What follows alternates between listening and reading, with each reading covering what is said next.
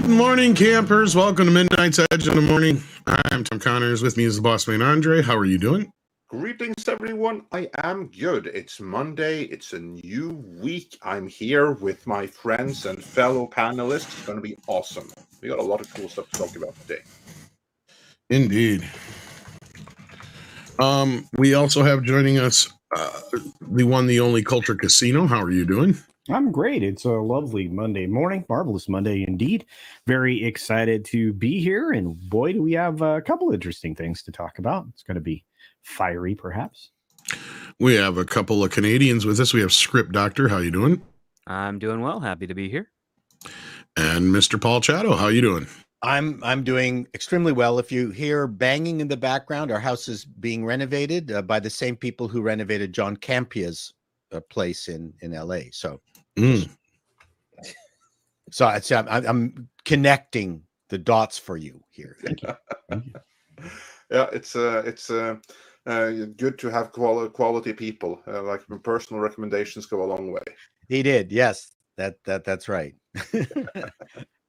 And yeah, go on. Introduce Chris. I've run out of anything funny to say. And also joining us, Mr. Chris Gore. How are you doing?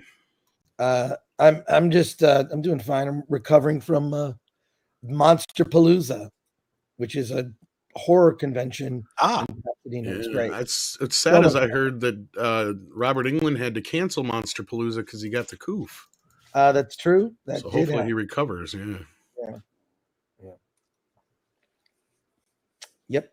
But a fun show. Really a blast. Any good news come out of there? Or? No, it's not really a news convention. It's more like for hardcore fans. But I always have a blast. A little too much, as you can tell. So there you are. Yeah. It sounds like they have some wild after parties. Yeah, it's fun. They did like a zombie burlesque show, among other things. It was really zombie fun. Burlesque show. Depending on who's doing it, that sounds like it could be very fun. That's true. Yeah, it was better than a zombie drag show. Depending on who's doing it. Yeah. Hey, adult drag is hilarious. It can be. Speaking of drags, we're going to talk about some. Chris Gore wants to talk about John Campea, so we're going to talk about that a little bit. Well, I don't know if I want to talk about it. I feel like it's being foisted upon me. Foisted? Because, it's foisted. I don't know. I think that's yeah. Well, you are here, and there is something going on in those circles. Something that reminds me a little bit of a certain former G4 host, also wanting certain people of the audience to bugger off a little bit. So we'll talk about that. But we have more panelists to introduce, don't we, Tom? We do? Yeah, we do. We are also joined by Culture Casino. How are you doing? I already introduced him. Are you in the multiverse with Spider-Man or some crap or what? Yeah, no, I'm in the multiverse of my internet connection is giving up a little bit. David for 20 seconds. Okay. I got to talk about the mostly peaceful but fiery conversations we're about to have. So there we go. Look, my Twitter's already been blowing up. I'll just shut up when we get to the spider curse crap. Anyway, people want to keep Amy Pascal employed, I guess. I'm glad to see it beating the Little Mermaid, though. So good for it. But we've got some super chats here. We got Callum Lyle, who says, even though Olsen spoke out against Dr. 2, I still don't want to see her again, especially that She-Hulk actress. I never want to see her again. Well, you're stuck seeing them again if you watch any of the upcoming Marvel things, because She-Hulk is going to be in a couple things coming up. Isn't she like the Secret Wars or Secret Invasion? I mean, and she's the Hulk replacement in the Avengers going forward. That at least was the plan, unless they've changed it. Remember, like Phase 4 was all about new introductions. So She-Hulk, Shang-Chi, and Aquafina, and all of the nobodies we saw across the Phase 4 movies, like Moon Knight and stuff like that. Those are our new Avengers. That's the plan going forward. So yeah, unless they rapidly change that plan, you'll be seeing them many, many times over again.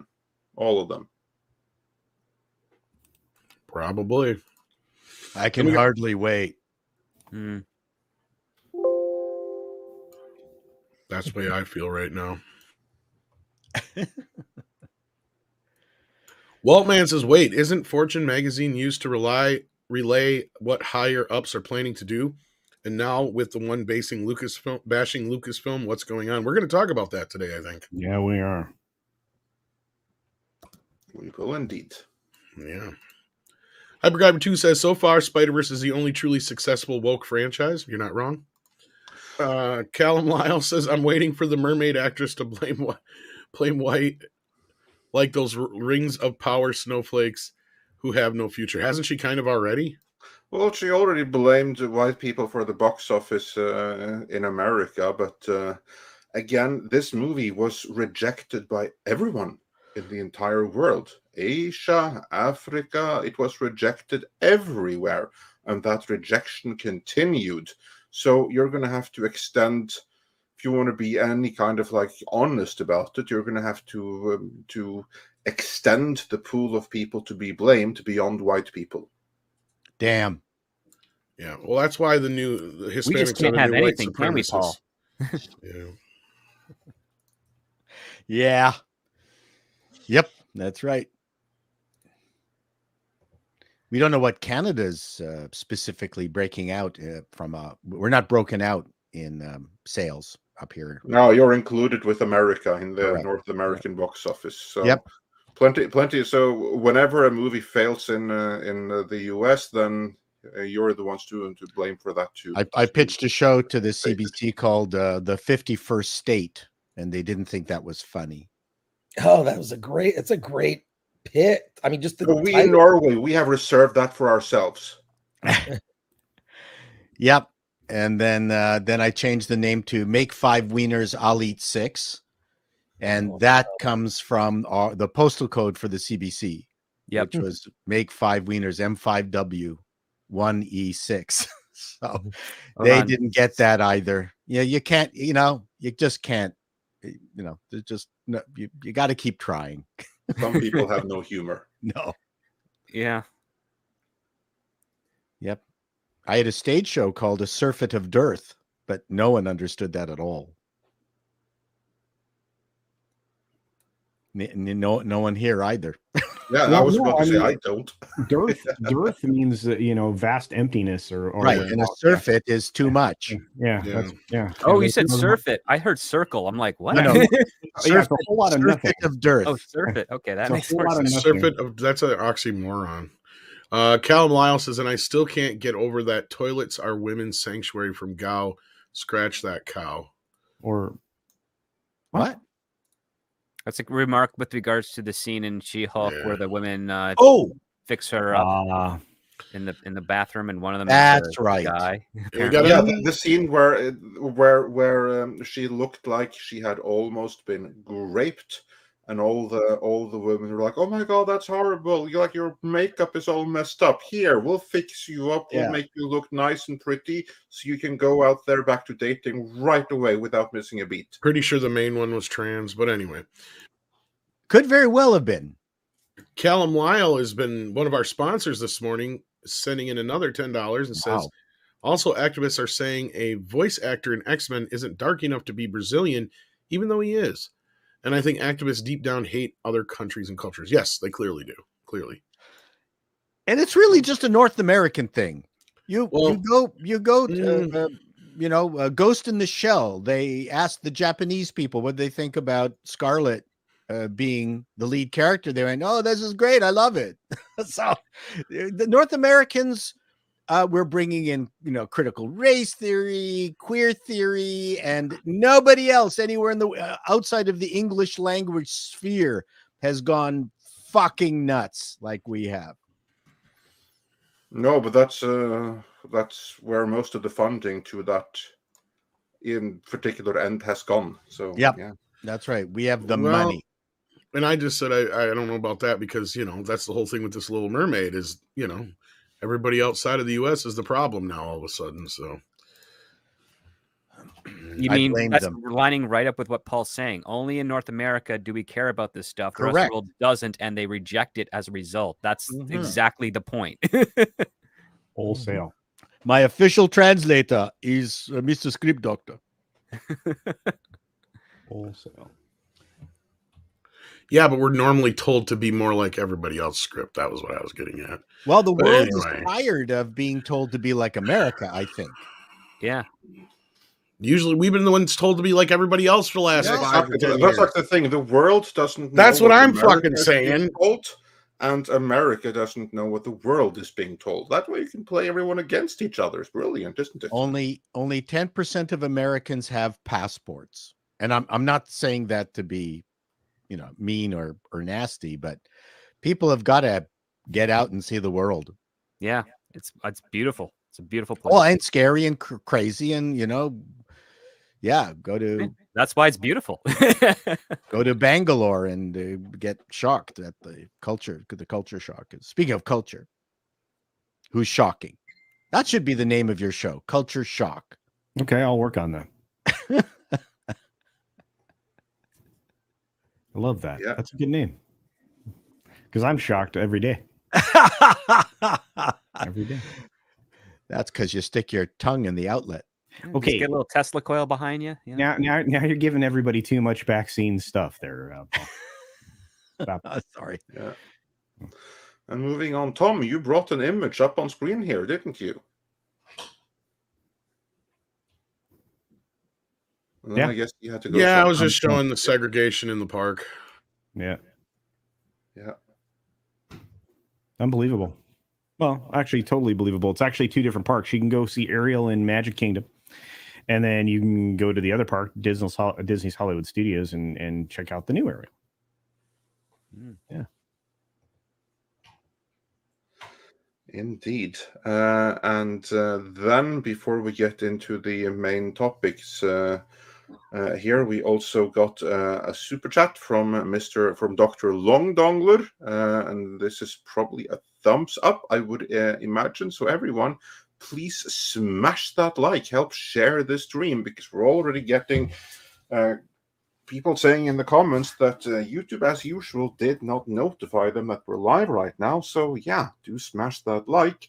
And we got a new member in May the Schwartz be with you. Ooh, I like that. So yeah, welcome. And with that, are we just about ready to go into the main topics, Tom? We are just about ready to get into that, but may the Schwartz be with you. Thank you so much for becoming a member. As Andre said, we have a sponsor we have to acknowledge first and foremost. That's right, kids. We have our first sponsor of the morning show here. If you like funny stuff, I think you'll enjoy this. I don't know where my other video went. Somebody deleted it on me for some reason. Uh-oh. So I have to wait a second now for it to load up. Oh, boy. So hang on a second. Or I'll just play the other one, I guess. So here we go. Okay, kids.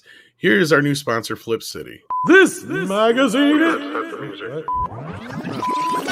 This magazine is... What? Take 6. This magazine is awesome!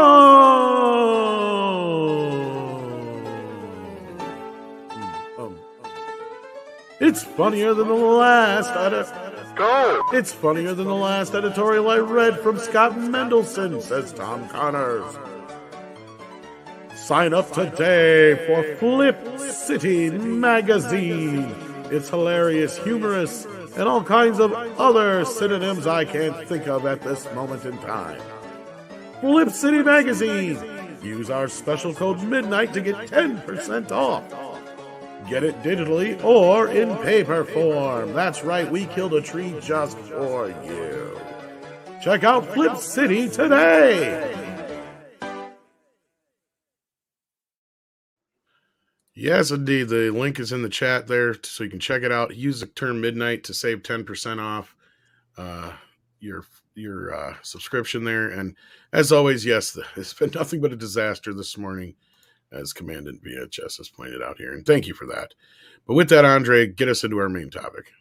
Yes, as we mentioned earlier, this is why we want to talk about it with Mr. Gore here. Because if you recall, G4, they had a very public implosion with Froskurin basically telling the entirety of their own built-in audience to do better. Now, of course, we could all point and laugh at that because it's someone outside. It's someone that most of us in our sphere weren't fans of, weren't aware of. We can just view it as a case study in what to do. What hits a little bit more to home, or closer to home, I should say, is when John Campea does it. Because I will say right away, John Campea, to me, he is something of an inspiration. For better or worse, in two ways, he was an inspiration behind the creation of Midnight's Edge in the first place. One is that I admired what he was doing, with the way that he was analyzing the box office, the way he was analyzing the studio politics, the way he was going through, taking us a little bit through the curtain of what happens in Hollywood. And of course, I was always also driven nuts by him sometimes, because he would always go with the studio narrative. When there was a smoking ruin in the background, you had rumors left and right of everything going wrong.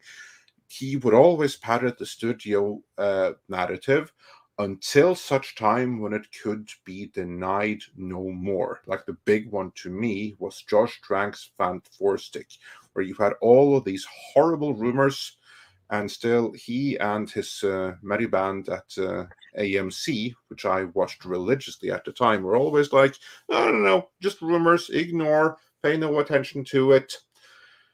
Which is part of what inspired Midnight's Edge to begin, to kind of not be an alternative to John Campea and AMC, but rather maybe a supplement to it. This is good stuff, apart from in these particular things, that's where we'll take over. That's kind of where we wanted to position ourselves.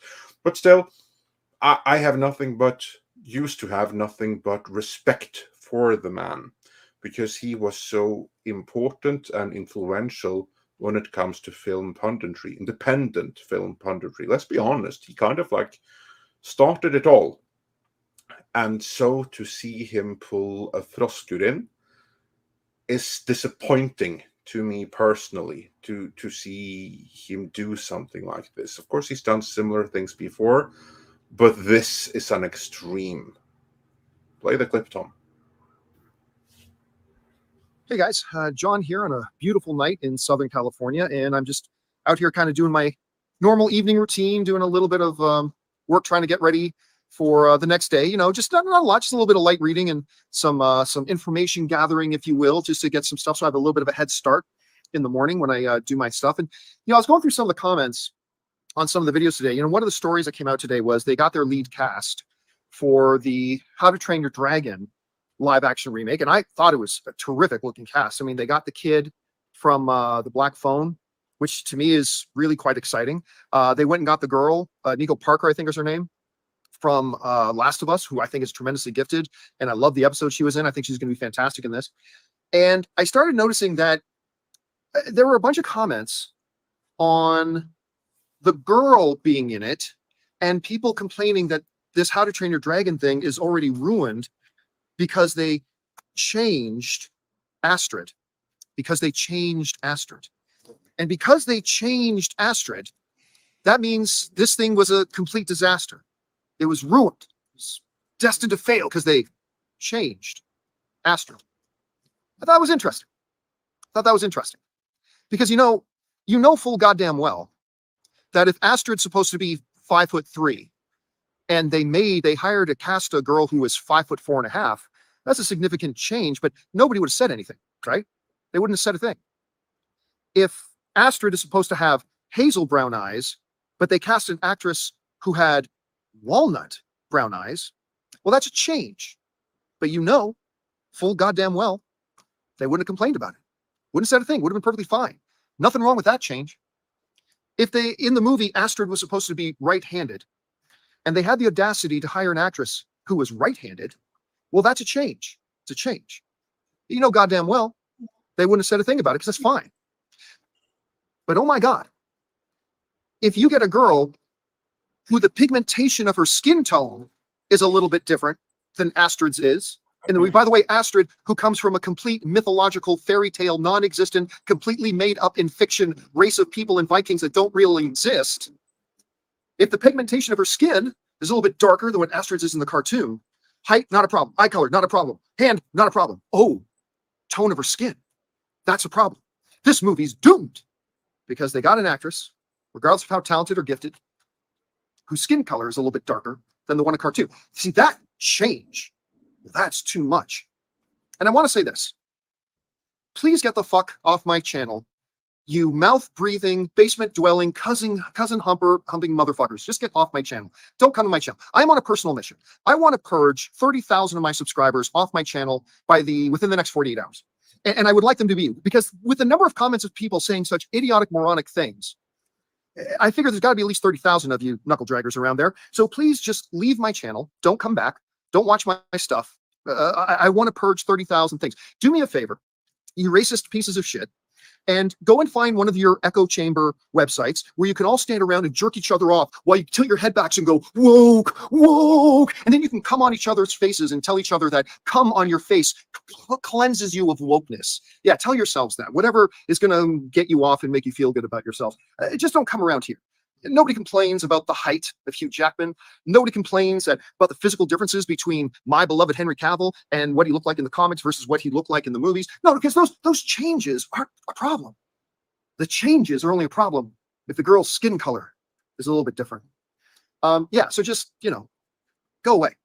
Believe me, I've been doing this. I'm coming up on my 20th anniversary. I'm perfectly good. I can retire tomorrow. It doesn't matter. I just still do this job because I think it's fun. That's all. But you really need to go find an echo chamber where you and your illiterate brood can just gather around and just, like I said, do a big circle jerk with each other. I think we can cut it there. I think we've seen I was going to say, everything I we think need to that see. last thing was the most telling thing we needed to hear. Yeah. And I think that telegraphs everything we've been saying from, behind the scenes to when we first brought this up the other day is, I think he realizes he's losing some ground here.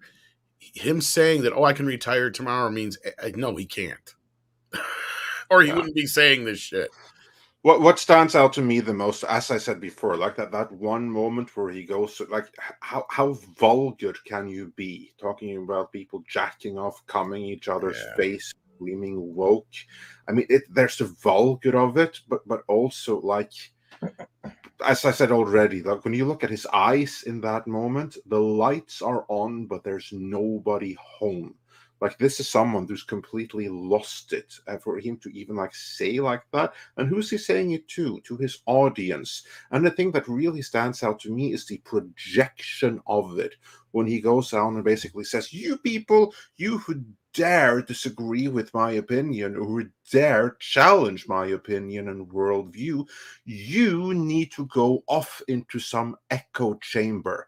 That's projection, because what he wants to do by get rid of any kind of dissenting voices is to create his own echo chamber where no one is going to disagree with the mighty Campea. Like, for instance, many of you on this panel right here, you're here because you disagree with me. Because I want that kind of opinion. I want to have freedom of opinion where you don't agree, because that's when you can have real conversations. What I think is so disappointing with this is that in many ways, this is worse than Froskurin, because she was always an activist. John Campea, to me, is someone that should know better. So, Mr. Gore, I will say right away, I'm sorry to put you on the spot here. I know that this is someone that you have had dealings with. So blame it on me for putting you in this situation on the spot here. But I had no other choice, really, since you're here. What do you think is going on? I mean, I can't be the only one thinking this ain't normal. You don't act like this to your own base of subscribers. Yeah, well, I agree with you, Andre. This is worse than the Frost situation. At least, and in both situations, the thing they have in common is there's a good point in there. You know, there is actually a substantive point, but the way that that point is expressed is horribly misguided. So, and to be clear, I've watched John for years. I mean, he was way ahead of his time. He was, yeah. Way ahead of his time with AMC Movie Talk, and then that evolved into other shows where he brought in other people. He, you know, gave John Schnepp an opportunity, and where John did his show Collider Heroes that I appeared on. I wasn't a frequent guest. I was every once in a while, John would invite me on as a guest just to offer some different perspective. And I appreciated that he would have me on as a guest. He's going through something right now, and I really feel for him. I think at a certain point we all kind of experience some kind of burnout. If you day in, day out are on the hamster wheel of producing YouTube content, or back in the day when I was putting out a magazine, you get burned out and you need a break. And I fortunately just recognized it and taken a step back and said, I need to take a break, or maybe I'm going to delegate other parts of my job. And one thing I also know about John is he's one of the hardest working people on YouTube that I know. He produces his show like it's a television show, in the sense that he's doing show notes, and it's very, very structured. And I've been a part of that process and witness to it. And I'm thinking he's more organized than television producers I've worked with. And then there are shows like, say, The Show or FNT, where it's like, hey, what are we going to talk about today? Here's what happened. Whatever, let's go. Right? We're all passionate about different things. But there's been something that's been happening that he's responding to. And the anger is kind of misdirected. Something else is going on in his life. So and I have no idea what it is. You know, maybe he is thinking about quitting. There's a lot of things that just sort of come up when he talks. Retirement is one, and I've got enough money. And, he's not just shooting this video. He's shooting this video out by the pool that kids, it's mostly younger kids, I think, that watch his show. So I feel for like these kids that are sending in like these super chats to this guy that's like walking around his pool, kind of flexing. I've got this, I do this, I travel. And I don't know that it's a good look, right? Well, like, if I may, Chris, I think he's doing it on purpose. And this video is meant for guys like us. Right. But I gotta also say a couple other things. Sure. And this really actually relates to this show as well. We've gotten to this point now where, there's a type of person that you see that they have a set of glasses on where everything is racist. Waking up early is racist. Doing this is racist. Showing up on time to work is racist. This is white supremacy. Also, that is a stupid thing. Also, people that see every single thing as being woke, like this person is caste, that's also, to me, as similar to the person with those racist colored glasses. It's the same thing. However, John is naive in the sense that he's ignoring the fact that wokeness is something that has actually affected films. I mean, I see it as a kind of lecturing or messaging, because diversity and we've talked about this, diversity is something that's always existed in movies. I mean, there's some movies that are, maybe more diverse than others, but people who work in entertainment today act like diversity is something they invented, and those people are idiots that don't know film history. So there are these sort of two extremes, right? And he's way overreacting to idiots in his chat. There will always be people saying, look, if you read the comments on anything, I see comments about me. For the most part, people say nice things, and which I really appreciate. And then there will always be people that I don't like that guy. I am not for 100% of people, and I recognize that. But I don't allow myself to get rattled by the people who disagree with me. I would prefer that they stay focused on the ideas that I espouse. So disagree with my idea, because that's something we can engage in a healthy debate. But he's way overreacting to trolls, just as Frost did. Trolls are baiting. Never feed a troll. And I feel sorry for him. I mean, I had an exchange with him recently because I was on what was I on? I was on Tuesday night's main event with the Geeks and Gamers group, and Campea had also done something weird that week, a different thing, and I mentioned that he owed me money because he promised he had me fill out a 1099, and I appeared on his show. This was like a year ago, and he's like, "Hey, you know, I'll get you the money," and then he just never paid me. I forgot about it. I'm like, that guy never paid me. And to his credit, he Venmo'd me after he heard about it. It was a couple days later. He Venmo'd me. We had a text exchange, and I told him, I said, "Dude," I said, "I'm worried about you." I said, "I'm worried about you because you seem to be unraveling, and I don't know if you're going through something right now. I think that this channel, the original video, I prefer the original video that I saw that had the farts in it. I think it was edited in a funnier way." Yeah, we tried playing that, but there's a Celine Dion track in the background. We played it actually on Friday, and we got copyright nailed for it. Yeah.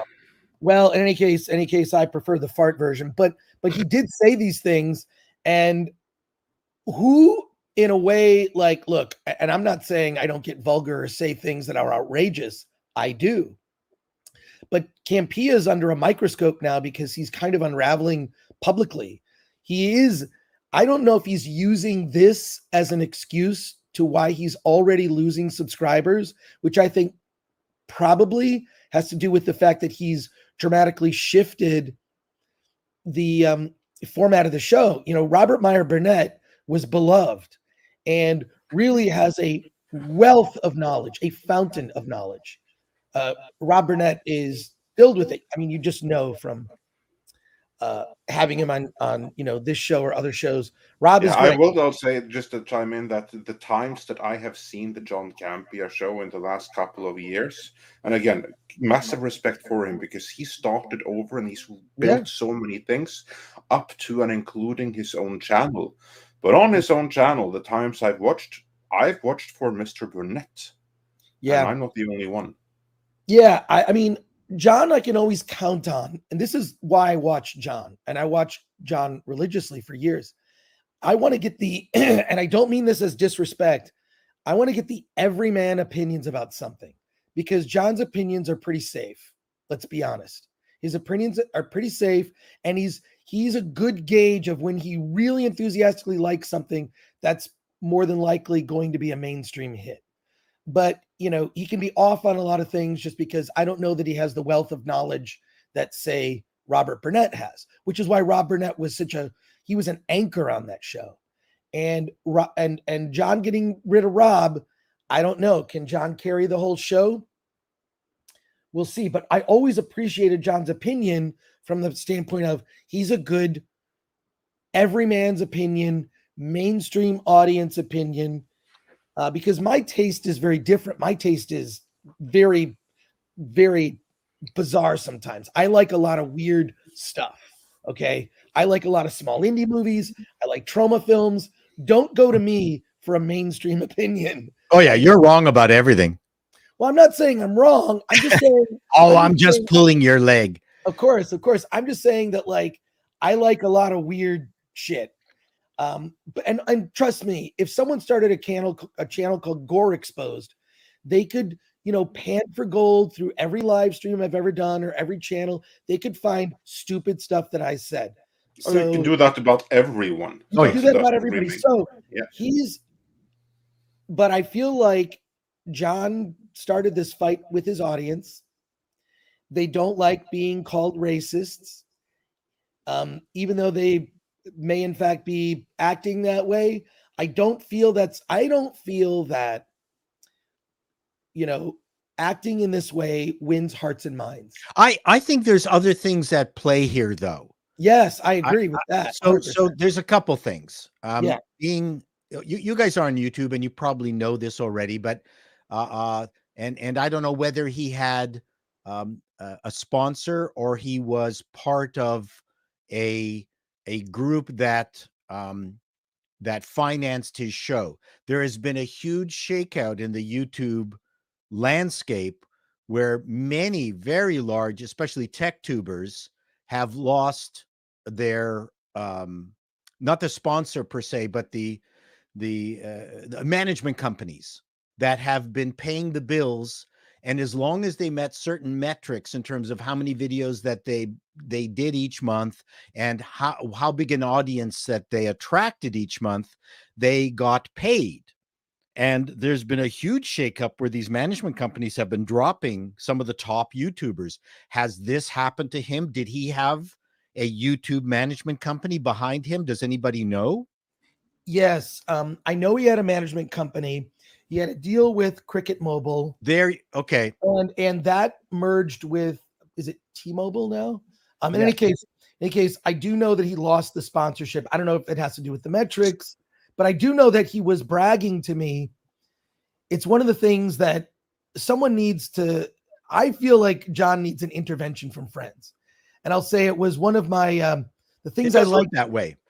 The things I liked least about John is he bragged a bit too much about his success. He does it in his videos, but he would do it behind the scenes, and it made him a little unlikable, that he would brag about his success. It's, you could stand to be a bit more humble or whatnot, but look, he can also be honest with his audience, making your audience a target, G4 being the most recent lesson, never a good thing. He may be also going through some life things now. I mean, he's been doing YouTube longer than I have. I've been doing television since I started television like the late 90s, and then sort of from that took a break, and then started doing YouTube. Kind of, I sort of dreaded the idea of doing YouTube because I think doing YouTube is harder than doing television, having done both. It's harder. That's a separate conversation we can have. That would be a good conversation. It's much more difficult to do YouTube because producing television, a lot of things are handed to you. I don't have to worry about the camera. I don't have to worry about where it goes. I don't have to worry about tagging videos. I don't have to, or at least getting someone to do those tasks, right? Like producing, and he produces his show at a very high level of quality. He produces his show like a television show, and not just like it, better than television shows I know of.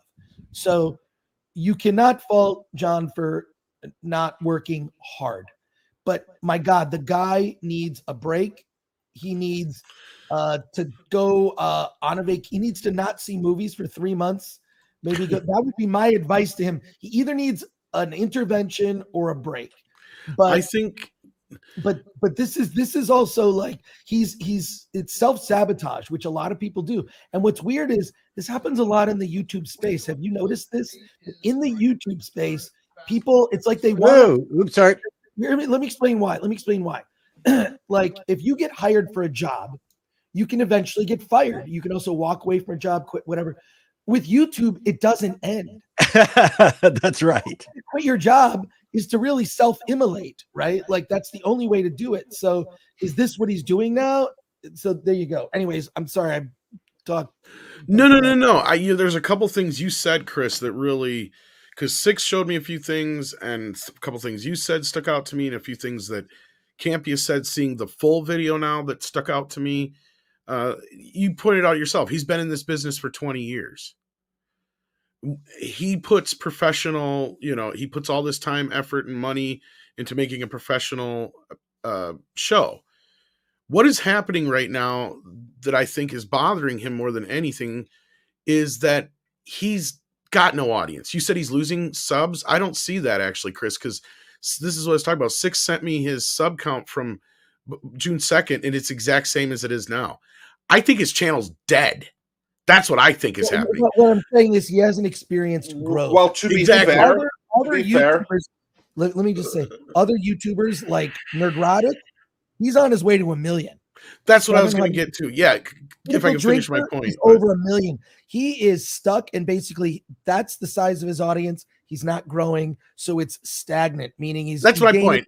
I was going to say, let me get to my point here. Sorry. Because that's the thing is you look at his videos right now, he's getting the kind of views I get on Midnight's Edge After Dark. that has 20,000 subscribers.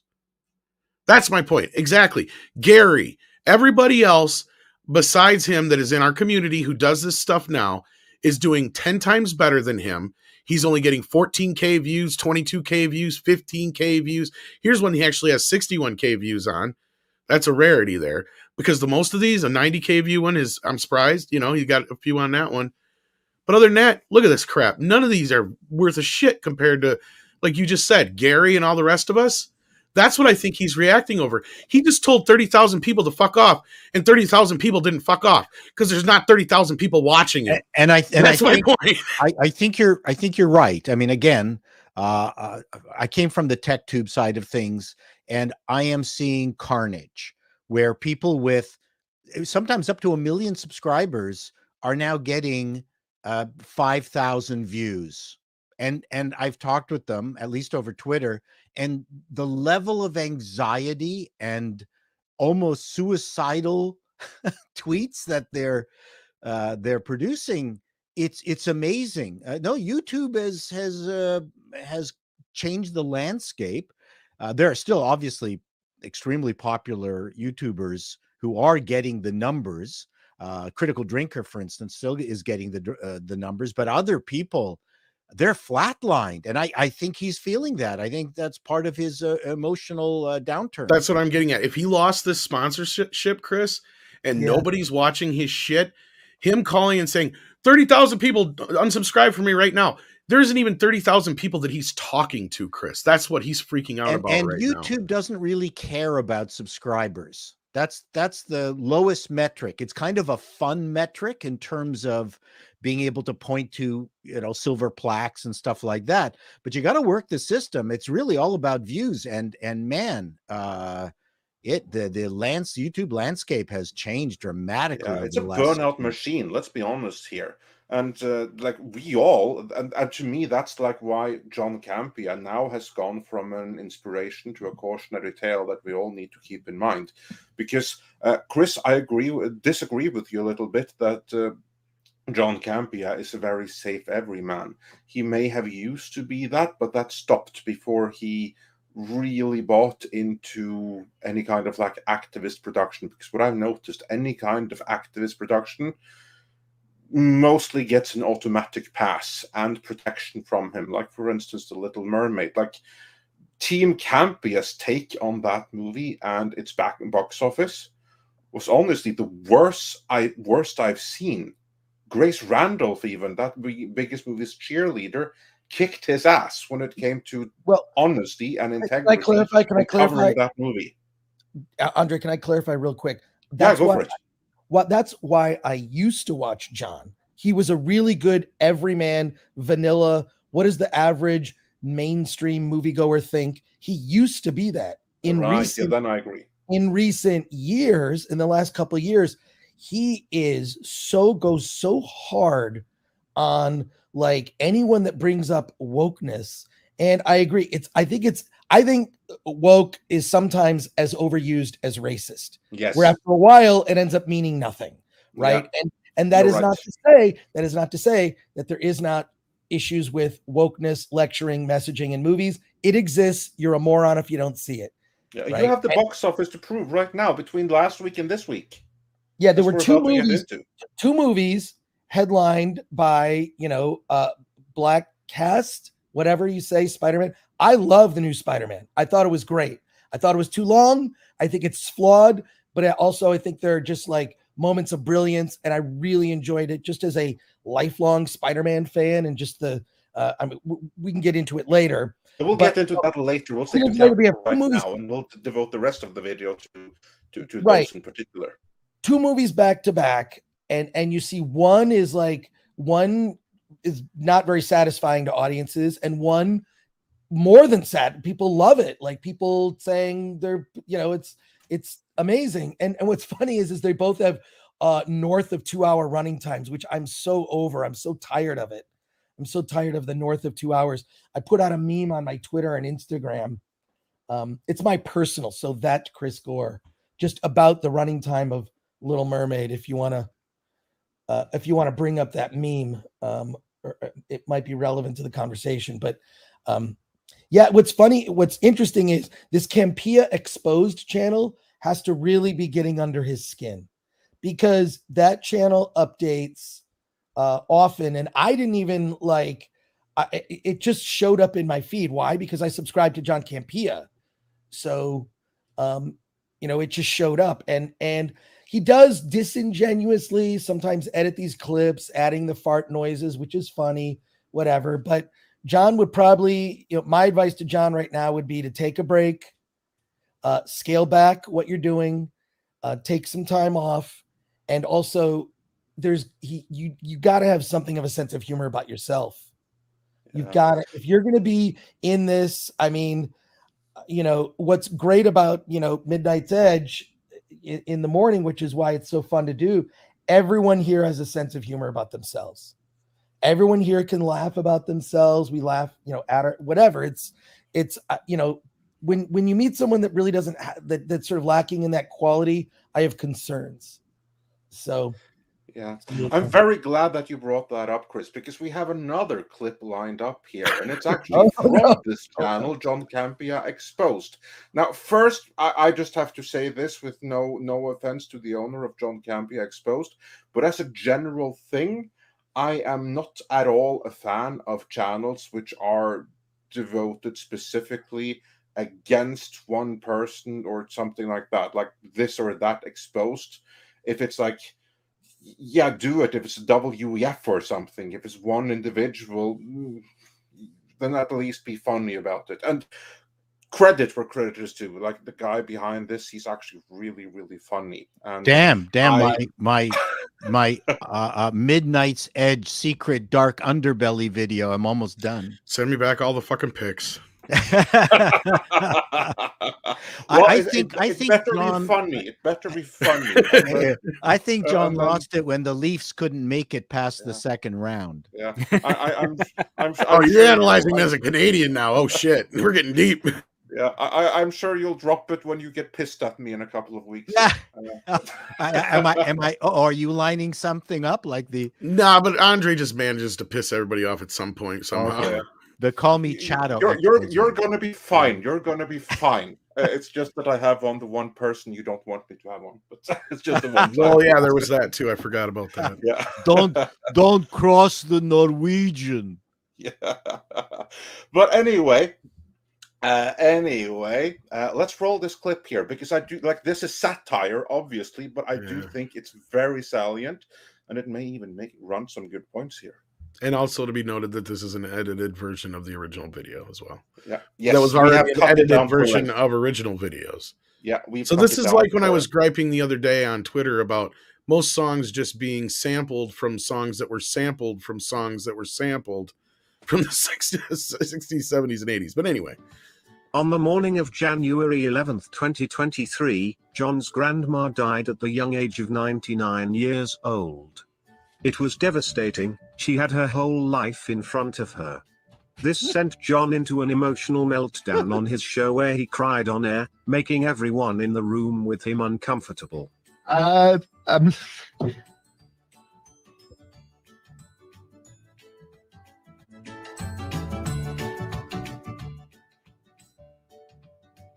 This was considered by many to be the saddest moment in John Campea show history. And it was the moment something broke in John's mind. From this point on, John became antisocial. He started playing video games in the office, neglecting his work, and looking miserable. All right, Phoenix Rising writes, what did you think of Matt Walsh's What is a Woman movie? I watched it. I didn't see it. Matt Walsh and I definitely don't see eye to eye on politics, but I thought his movie made a very salient point. Look at the way he sat seething with rage as Rob politely answered the question. This is the look of a man ready to murder someone. John was unhinged in this very moment. Unhinged and ready to erupt. This is the look of a broken man. The look of a man who has nothing to lose. It was in this moment that John knew he had to get rid of Rob. But how? He couldn't just outright fire him, that would be too suspicious. So he thought of a plan, and he thought of it quick. John's behavior began rapidly deteriorating. It became a common occurrence for him to have aggressive and mean-spirited outbursts against his staff. He created an environment of fear and uncertainty. Wait a minute, you're Jewish? I'm Jewish. I'm out of here. And I thought, you know what? That's actually incredibly profound. Yeah, John, it is. Fuck you. Shut up. You shut your whore mouth. Everyone was terrified around him. Then came the big news that would change the John Campea show forever. We realized that, having Rob or Chris on in the afternoons is really not good for our channel. Basically, so whenever I'm paying Rob and Chris to be on the afternoons, I'm hemorrhaging money. I'm losing a lot of money. Yeah, you're also hemorrhaging fans. Yeah, I just thought that was like a really nasty way of getting rid of Robert Meyer Burnett. Just using that. It's so bad for the channel to have them. No, it's bad for the channel. What a horrible segment. Yeah. You know what? I will say this was a masterpiece of editing, and like the thing with the grandma and stuff like that, maybe like personal, but that was like funny, but like just the look of him seething and angry there when Burnett actually gave his thoughts on what is a woman, which what Campea would feel about. I think that satire commentary right there may have had something to it. I thought he was angry because he wasn't winning in Mario Kart. Well, that may have. You know what? You have your private chat with Robert and you go, look, dude, I can't afford this anymore. Can we just do one show where we have a really pleasant separation and say bye to each other? Yeah, that was not handled well. No, my God, that was brutal. I couldn't watch that. Yeah, that was brutal. And that, like, you've met Robert Meyer Burnett. I describe him as the best of us. And that's how he publicly addressed the firing of Robert Meyer Burnett. It's bad to have him on the channel. Yeah. Nothing could be further from the truth. Wow, how bad. Yeah, my God. I can't afford the guy. He's ugh. Man, oh man. I'm hemorrhaging money. I wish I could make money on my channel to afford Robert Meyer Burnett. Jeez, I'm not. Well, that's the thing is, look, we've talked to Robert and he's expressed certain things about it publicly and privately. That obviously we're not going to get into the privately side of things, but it is what it is at the end of the day.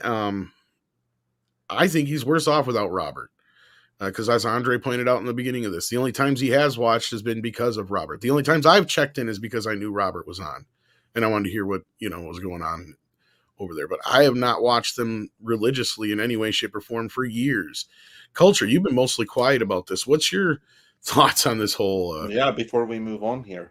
I sitting back listening to everybody else's perspective and obviously somebody's firsthand experience it kind of informed my opinion. Clearly something's going on in the background in his life. It's got to be more compounded than obviously the financial aspects of losing a sponsorship.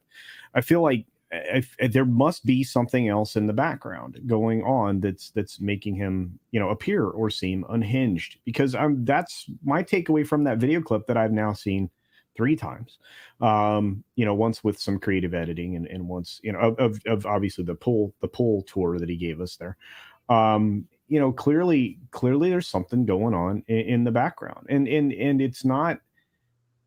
It may point towards burnout, but I think it's something bigger. I think there is something bigger going on there, because you don't usually become self-destructive unless it's driven by something. And to me, these are the actions of somebody that's just being overwhelmingly self-destructive. Campea's wife is tired of supporting him, possibly. I mean, she is a very powerful person in town. But I can't speak more than just what I can observe. And of course, the AI edited thing that we just watched is interesting in and of itself.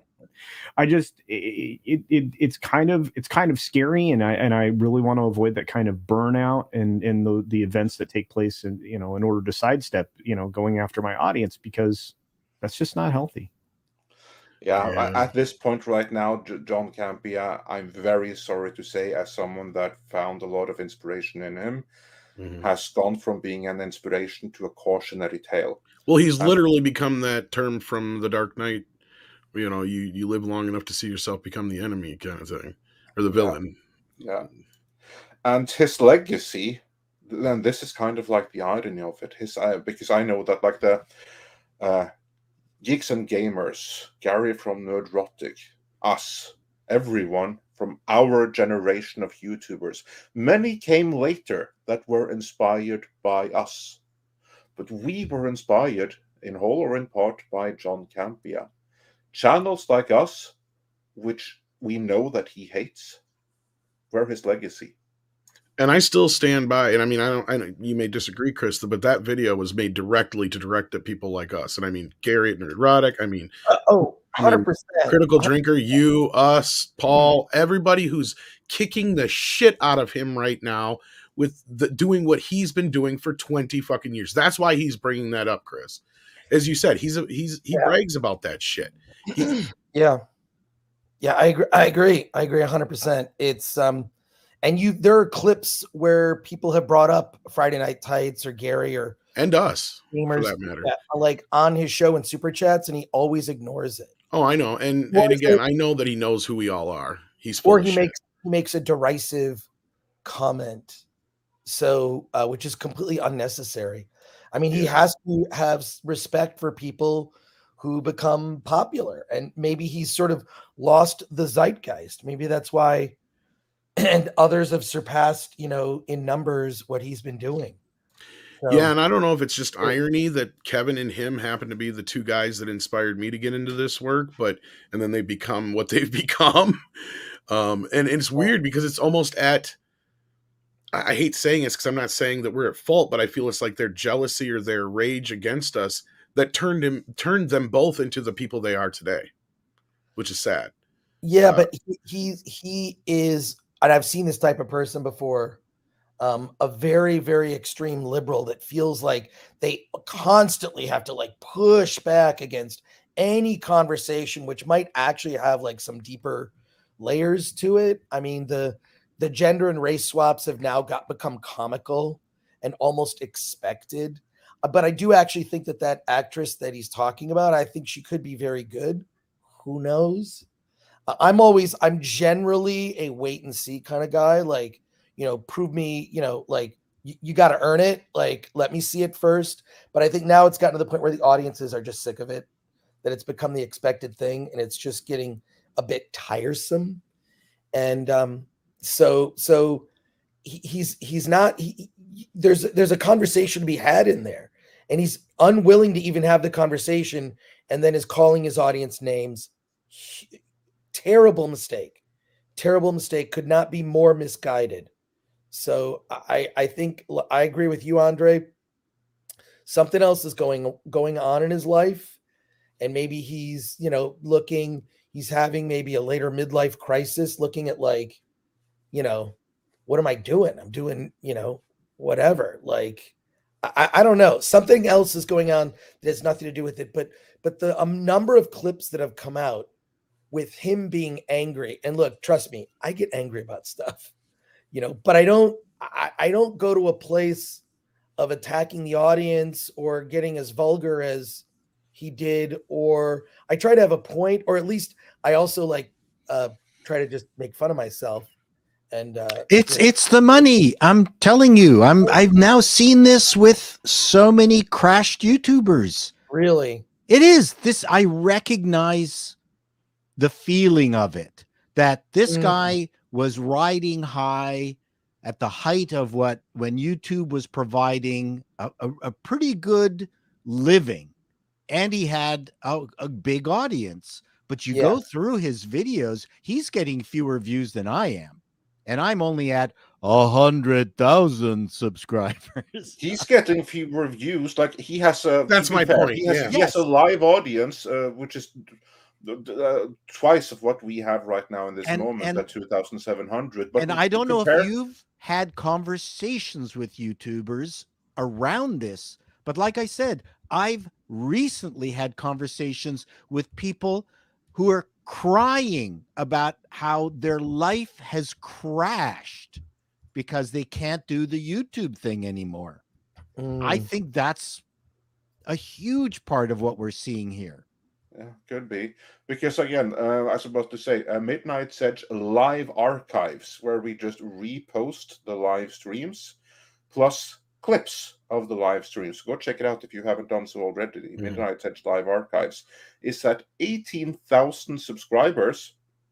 And our views, of course, some views get like less than 1,000, or some vids or some clips gets less than 1,000 views. Others gets upwards of 100,000 views. So on average, our clips from our live streams do better than his videos from his main channel. I know. I'm not so sure he gets this many viewers on his live streams. I went to some of his live streams and they weren't that No, they're typically around 5,000 views. okay. All right. Well, I'd be very happy if we had. Well, I know I'm not saying that, but and here's like the thing: our views are very, very slowly increasing. We now have an average of 2,000 live viewers. 1 year ago, we had an average of 1,000 live viewers. So we are increasing. We are expanding. We grew at 10,000 subs last month. Well, I'm just going back here through. You have to go all the way back to his out of the theater reviews are the only things that seem to get any views, and they're still under 100K. Like after his last out of the theater review, which was that one that had 90K views, you have to go all the way back to his Little Mermaid out of the theater one to get anything that has anything close to that with 89K views. Everything else, okay, John Wick officially on the way. Okay, that's 108K views. There's the only other exception right there. Like he's not getting any views really. Like that's what I see. I think Paul is right. He's on this downward spiral. If he lost his sponsor, then I think that's the case. But we should be moving on here. Script, you've been quiet. Anything to add to this before we get to some super chats? Dear God, no. Who the hell cares, man? I mean, listen, I feel sorry for the guy, but we have given him way more attention than he deserves. I agree.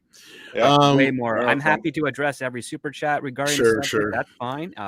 Voice your opinions. That's great. But I mean, listen, he's getting the attention he needs. Right. I don't think it's going to work in the way he wants. Yeah, well, that's like Froskurin got attention too, but not in the way she wanted. Yeah. But before we get into the super chats, Andre, we have a sponsor. We do indeed. We do have a brand new sponsor. And for those of you that used to read Mad magazine or even Cracked back in the day, when they used to be cool, edgy, and with the times, and then, like John Campea, they bought into certain mindsets and attitudes, and then they lost their edge, then they lost their cool. Well, there is someone else that now does what Mad and Cracked used to do, and they are of very sound opinions, and that would be Flip City. Roll the clip. Friends, if you're looking for real old school laughs, you're in for a treat because we've got them right here. Flip City Magazine. Remember Mad Magazine? Then it went woke? Well, don't worry. Flip City has no chance of going woke. That's right. 4 times a year, you'll get an actual printed magazine full of jokes, stories, comics, and more, all about today's pop culture, entertainment, and woke politics. Flip City takes terrible entertainment trends we love to hate with hilarious parodies of Lord of the Rings, Stranger Things, The Walking Dead, Star Trek, Hunters, and more. Trust me when I say there is nothing else like Flip City on the market. So subscribe today. It will be delivered in print, or you can even get it digitally if you're one of those wacky Zoomers. Either way, follow our link and sign up today, and if you put in midnight, you get an extra 10% off. Check out Flip City Magazine today.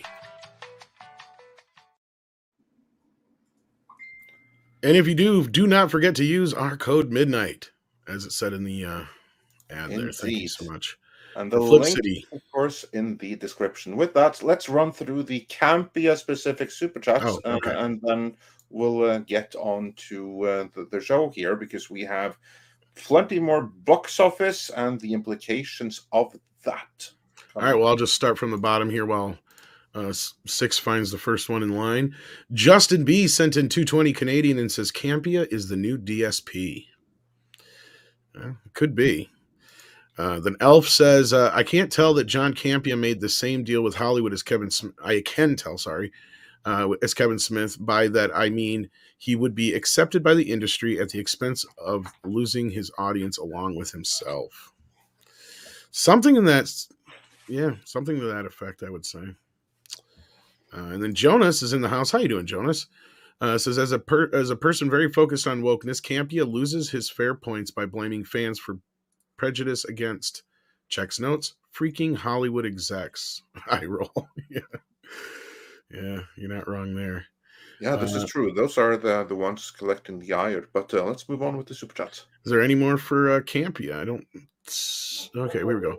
Chad Repmarine, thank you, 6, says John Campea may work hard, but he's a fake good guy. And if people want authenticity, then they're not going to get it watching John Campea. Yeah, and I think that's why people have moved away from him and started watching like Nerdrotic and Critical Drinker and us and so on and so forth. And yeah, that's one of the main reasons there, Chad. I think you're right. I mean, he may not be that bad of a person deep down inside, but he's showing a lot through. And I think Chris's point is sound, because I've heard the same thing. He likes to brag about himself a lot. Yeah. I'm better than him. Well, you do it in public, though. See, that's the thing. Publicly. And then when the show's off, you're like, please, can I send you some more nudie pics? Please, and don't judge. Right. Me. And I would just like to point out my 2 ACTRA awards. Not that I'm bragging or anything. Not at all. and that lovely plaque you got above your left shoulder there. What plaque? I don't know what plaque you're talking about. Exactly. Well, you know what? As someone who is used to failure, there's nothing better than making fun of yourself. What's an ACTRA? ACTRA is the old award for TV and radio. It's this fabulous. It's like a body positive lady there. Wow. Yes. I remember like the SAG/ACTRA. Yeah. Okay. Right. It's the Canadian Union for Actors and Radio Personalities. Oh, there you go. And this was a fabulous Jonas, statue. What's up with the dirty statue? Because Sorry, this is on the this is what you get when you're renovating and you take your shit off the top shelf that you can't really I saw that. So I'm going, fuck, I better get all the dust damn, off dude. You need to dust off there a little bit. No, this is best performer, best writing. Blame it on the renovations as to why they're so dusty right now. No, they're dusty because I didn't dust them for 20 years. He even said that in this tweet. But thank you so much for that. This is I know. Did we have one up already, 6? Or did we have to go back to the previous super chat because did we read that one, 6? I can't remember. Let's talk about other people, not me. Yeah, we did not read the previous super chat we had on screen, but let's read this one first. Sure. Philip M for $30. Thank you so much for the support. And he says, unfortunately, Campea's comment was frenzied and vulgar. But what he said is partly true. Part of what motivates anger to racial diversity among our circles is Rossism. We must come to terms with that. And there may be part of that, but here's the thing: that's an absolute minority. I don't think that's a representative of the majority of the audience at all. And then before this super chat, there was another one that we had on screen, but we didn't read it. If we could get that one back, that would be great. Meanwhile, Mr. Tickle Trunk says for $5 Canadian dollars 50, moviegoers just want verisimilitude. If you have a monorace monoculture with dragons and you swap a character's race, just make it make sense. And yeah, I think that's part of it. You can argument for them. You can change the argumentation of the skin. You fundamentally change where the character is from. So that may be the issue. Mexican Ironman says for $5. Wow, my Wakanda Forever rant video on Midnight's Edge got more views than John Campea. Oh my god, maybe I am a YouTuber. Well, that was epic. That was an epic rant. That will go into the archives. Yeah, I will just say kudos to Paulie for letting me post that, because actually that was Paulie's clip from his channel, from Latinos Land, from his live review of Wakanda Forever. And then Mike called in, and it was such a glorious thing that I asked, hey, can I please edit this and build a video around it? Which Paulie graciously agreed to. So thanks to both of them for that. Indeed. And then we've got Jex Referee, I think that is. I think this was the one that may have been up that we had up that we didn't read. I hope it was this one. I believe Jex so. Referee says for $5, he asks you, Chris, won't the strikes force a break for Campea if there's no pop culture to review? Are you guys worried about what will happen in a few months? Well, Chris, let's hand it off to you first. You think that Campea is worried about the strike? Then I can address it. I don't think he's worried about the strike. I don't think he's worried about the strike. I think there may be a momentary break, but there will always be news to talk about. I think that Paul actually has his insight about the numbers being down, ad revenue being down, sponsorship being lost. I think that is where the pressure has gotten to him. It's huge. Yeah, and I'm not worried. My theory that he bounced off him, but yeah. Yeah. Anyway, no, yeah. Yeah, and as for us, no, I'm not worried. There was not much to talk about during the lockdowns, but hey, we still managed. Like, we are not dependent on brand new news all the time. We still have current affairs to discuss. There's always going to be something in the world of entertainment. And the moment that really slows down, you know what we can do then? Then we can start talking about cool stuff. Then we can start getting into anime. We can talk about cool movies you should be watching. If anything, Mr. Gore, we would have you on more to give more indie reviews and everything like that. So no, I'm not worried in the slightest.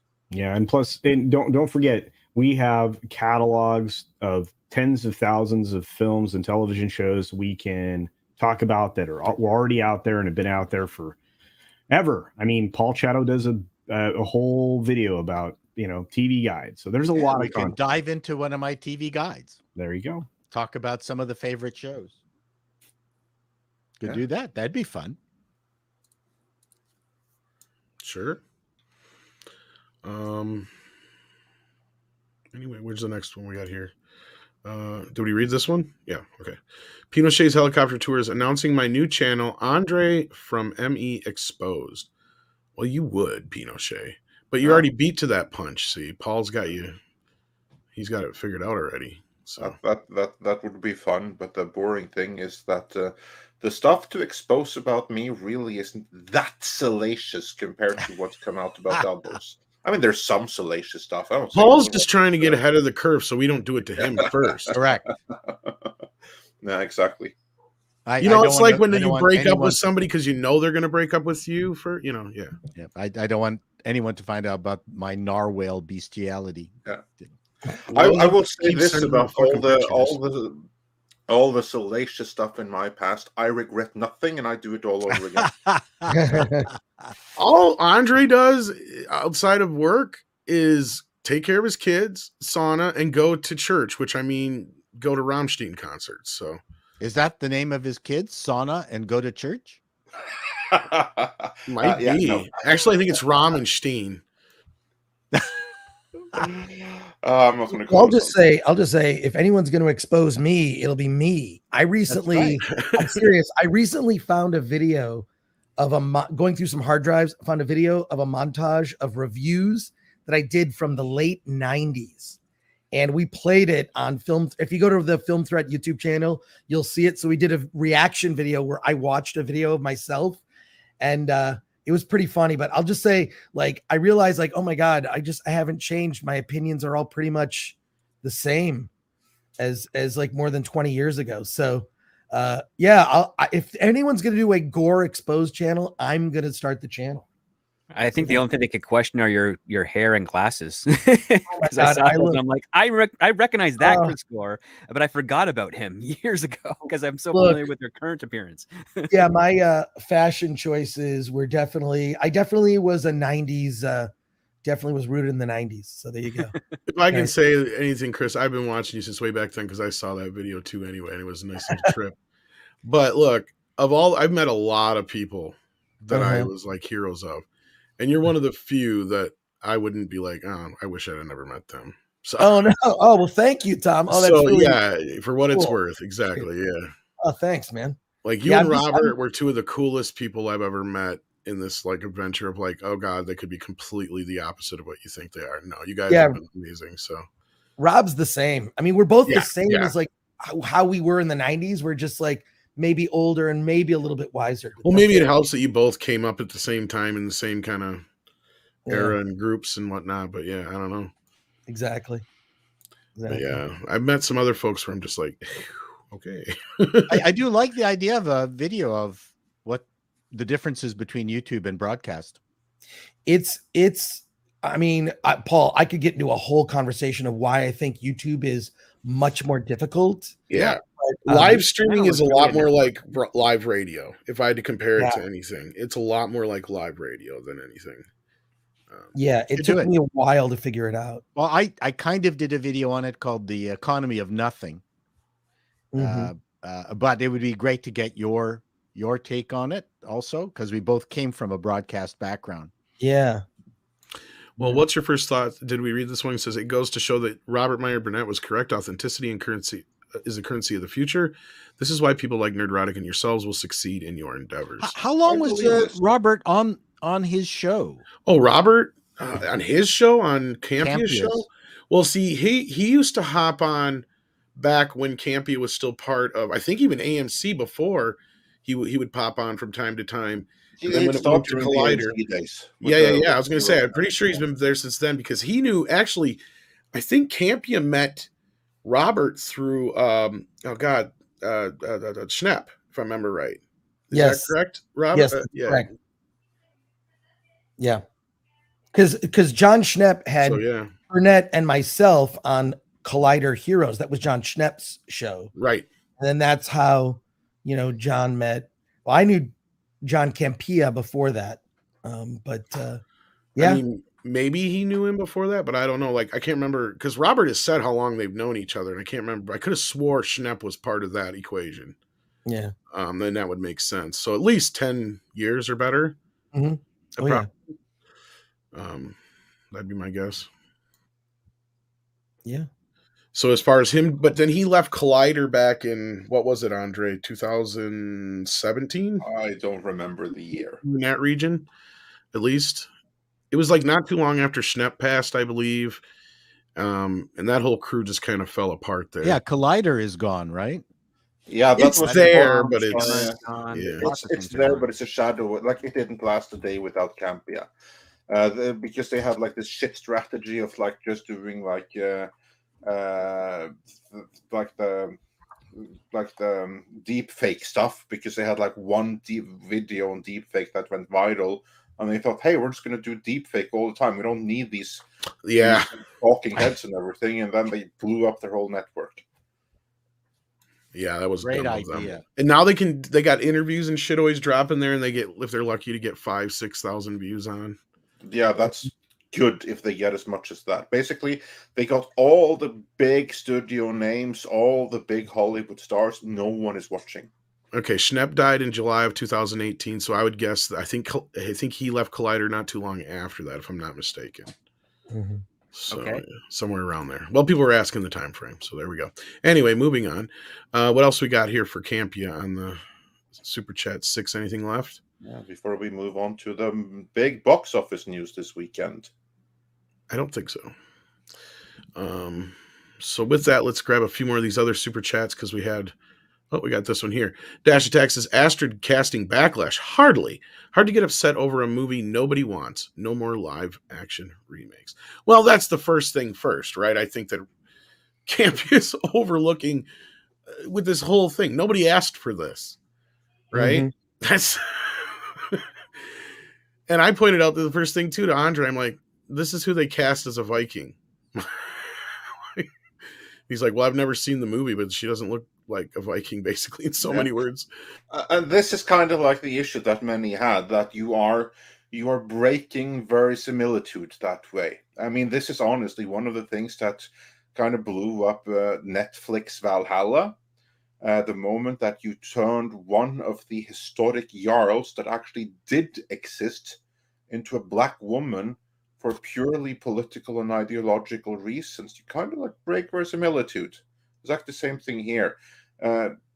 You can argue why it's right to do it and everything, but it is absolutely something that is going to stick out a little. That you can still make a great movie from it. Not saying otherwise, but you are now asking the audience to accept that this was someone from a Viking country, which means you are now firmly in the realm of fantasy, which you were anyway, which is the argument that you can use. Well, I'll bring this up. Like, let's say for the sake of argument that this wasn't a remake of anything and it was just another animated feature and it happened to be about, a Viking story, and this actress was doing the voice of the character, nobody would be saying shit. Because it doesn't fucking matter then, right? Like, and that's the thing that would blow their mind, because their whole thing is you have to look like the characters that you're voicing. It's like, no, voice actors used to be able to do all sorts of voices. Didn't matter what color skin they were. Didn't matter their background. So it's just redonkulous. I mean, shit. That's the bigger deal here, is it's a remake nobody asked for, and it's a casting that's kind of against type, and I think people have a right to be concerned. JRG Project says, one movie down, 2 more left to go. Disney's fall is our culture healing. People are sick of it. We have bigger things to worry about, i.e. China. And that kind of gets us into the big topic of the day, I would say. Because, Disney is on a hell of a downward spiral. And one thing we were talking about, at least it's in our title here, and somebody was pointing it out, they want the actual source. Smoke Bomb asks, officially a flop. Can you guys cite your sources so I can share real quick? Thanks. Yes, our source is math. Yes, exactly. That's exactly right. Our source is math. We are still a few days away, maybe a week or 2 away from the trades officially designating The Little Mermaid a flop. But just like they eventually did with Marvel's Ant-Man and the Wasp: Quantumania, which they tried to protect and prop up for as long as they could, eventually all of that talk about how amazing it was, how many records it broke, that just kind of withered away and the movie became a flop. The same thing is going to happen here. The reason we say it's officially a flop is because the math says it's officially a flop. Because at this point, there is no salvaging it. This movie is going to lose a minimum $100 million, and that's being generous. There's a scenario in which it can lose more than $200 million, but there is no scenario, no mathematical possibility for this movie at this point to break even. To illustrate that, let us get into some of these numbers here. This movie has a budget that they're willing to admit to of $250 million, which means in reality it was probably much higher. And then I believe the official marketing figure is $114 million, which leads to a negative cost of at almost $400 million. That means that the break-even point for this movie is going to be somewhere between $600 and $800 million. That's just for breaking even. There is no way in hell that movie, that number can be achieved at the box office at this point. We know this because now we know the second week box office drop-off. We know it's now physically impossible for this movie to make the numbers it would need to make domestically, because, as we said last week, internationally the movie is dead. We now have the updated international cume, and international is where it's at when it comes to The Little Mermaid. And the international cume so far, after 2 weeks in release, is 140 million. And now is when the competition is starting to come in. So it's not going to collect much more. I said, already estimated that the movie is going to make between 200 and 250 million internationally. And that's as high as it's going to get. I stand by those estimates, which means that the movie is probably going to end up somewhere in the $400 million range. Like, the final tally is going to have a 4 in front of it. Even Grace Randolph now admits this, and that it is bad.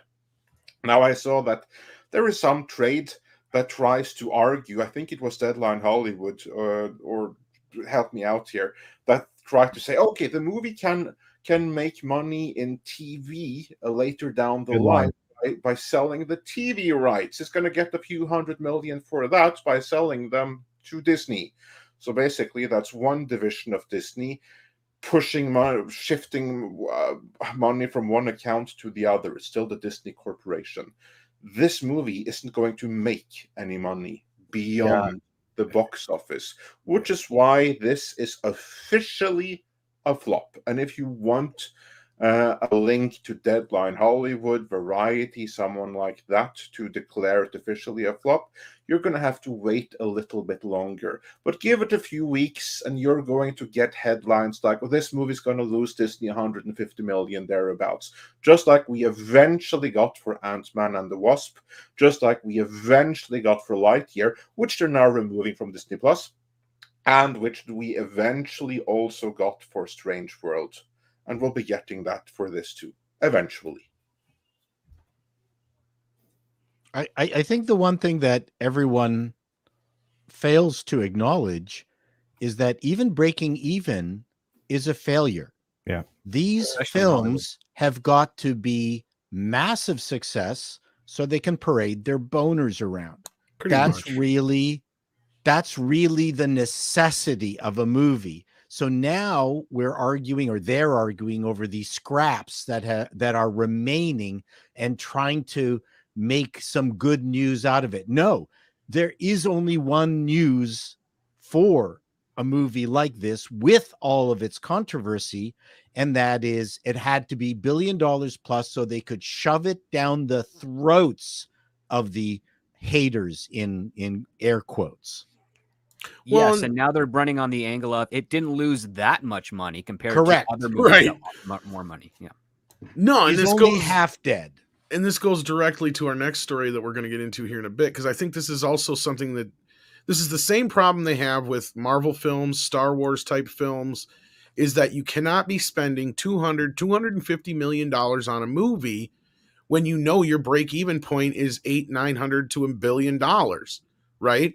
At the end of the day, it does not make fiscal sense to do so, especially when you look at, like, you got, you know, Blumhouse and all these other companies that are able to pull out a movie for 10, 15, 20 million dollars and have the stars they have and the special effect. In fact, Andre, one of their recent films, Pope's Exorcist, you said it seemed overproduced in the last part of the film. Yeah, that movie would have been better if they had cut $20 million from it, because that movie was great right up until the very end, when you could tell, oh, they now have like all this money to show like representations of hell and massive CGI exorcisms, and The Exorcist didn't have that kind of money. It didn't need it, and it was better for it. They ruined the whole movie with that CGI shitfest towards the end.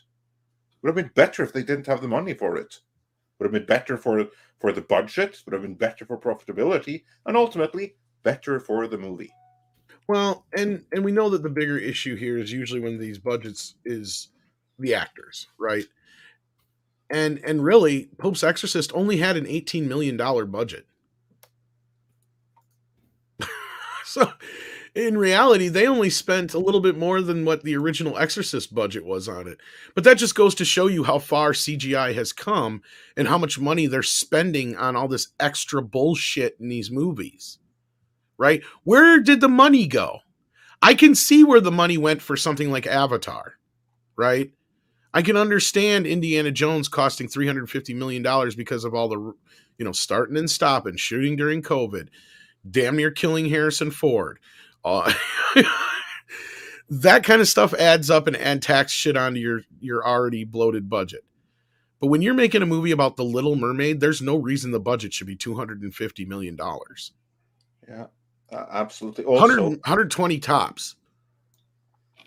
Exactly.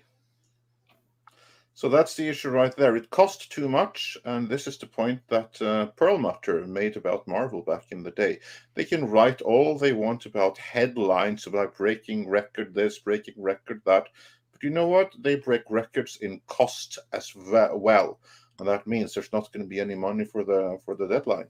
Yeah, and it's even bigger than that. I mean, and again, always with films, if you want to have huge numbers, the international this should be inverse. The international number should dominate over the domestic. It's just the only way you're going to get to those $1 billion totals. And you can talk a lot about the expense and the cost of the films. And again, the specific article was written by Anthony D'Alessandro when he was saying that they're going to amortize it over 50 years of its lease out. I'm like going, that's just ridiculous. That's not a film being profitable, but that's an entirely other case. Yeah, when you write it off in one fiscal quarter, there's no 50 years after that. Yeah. I mean, you know what's sad is sorry, Culture, I just want to say this real quick and then you can pick up from here, because this is a problem here is, where are you going to make your money back? Because even let's just say, in the sake of argument, they somehow managed to squeeze out another $75 million out of the U.S. and managed to cross $400 million. They're not even close. See, that's the problem. I was looking at the worldwide. My bad. There's no way they're going to make any money on this thing at the end of the day. But when you have the original film from 35 years ago, right, that the video alone grossed close to $1 billion. We're not even talking about the box office, just the video. And then the DVD sales were like 200 million, and the Blu-ray sales have been 100 million just for the original Little Mermaid. This movie is not nowhere near as successful as that. They're not going to have any market after this. This thing's going directly to Disney Plus afterwards, and it's not going to make any money after that. And there it'll sit right alongside Pinocchio and the recent Peter Pan and Wendy remake. Like, forget about the Lion King and stuff like that.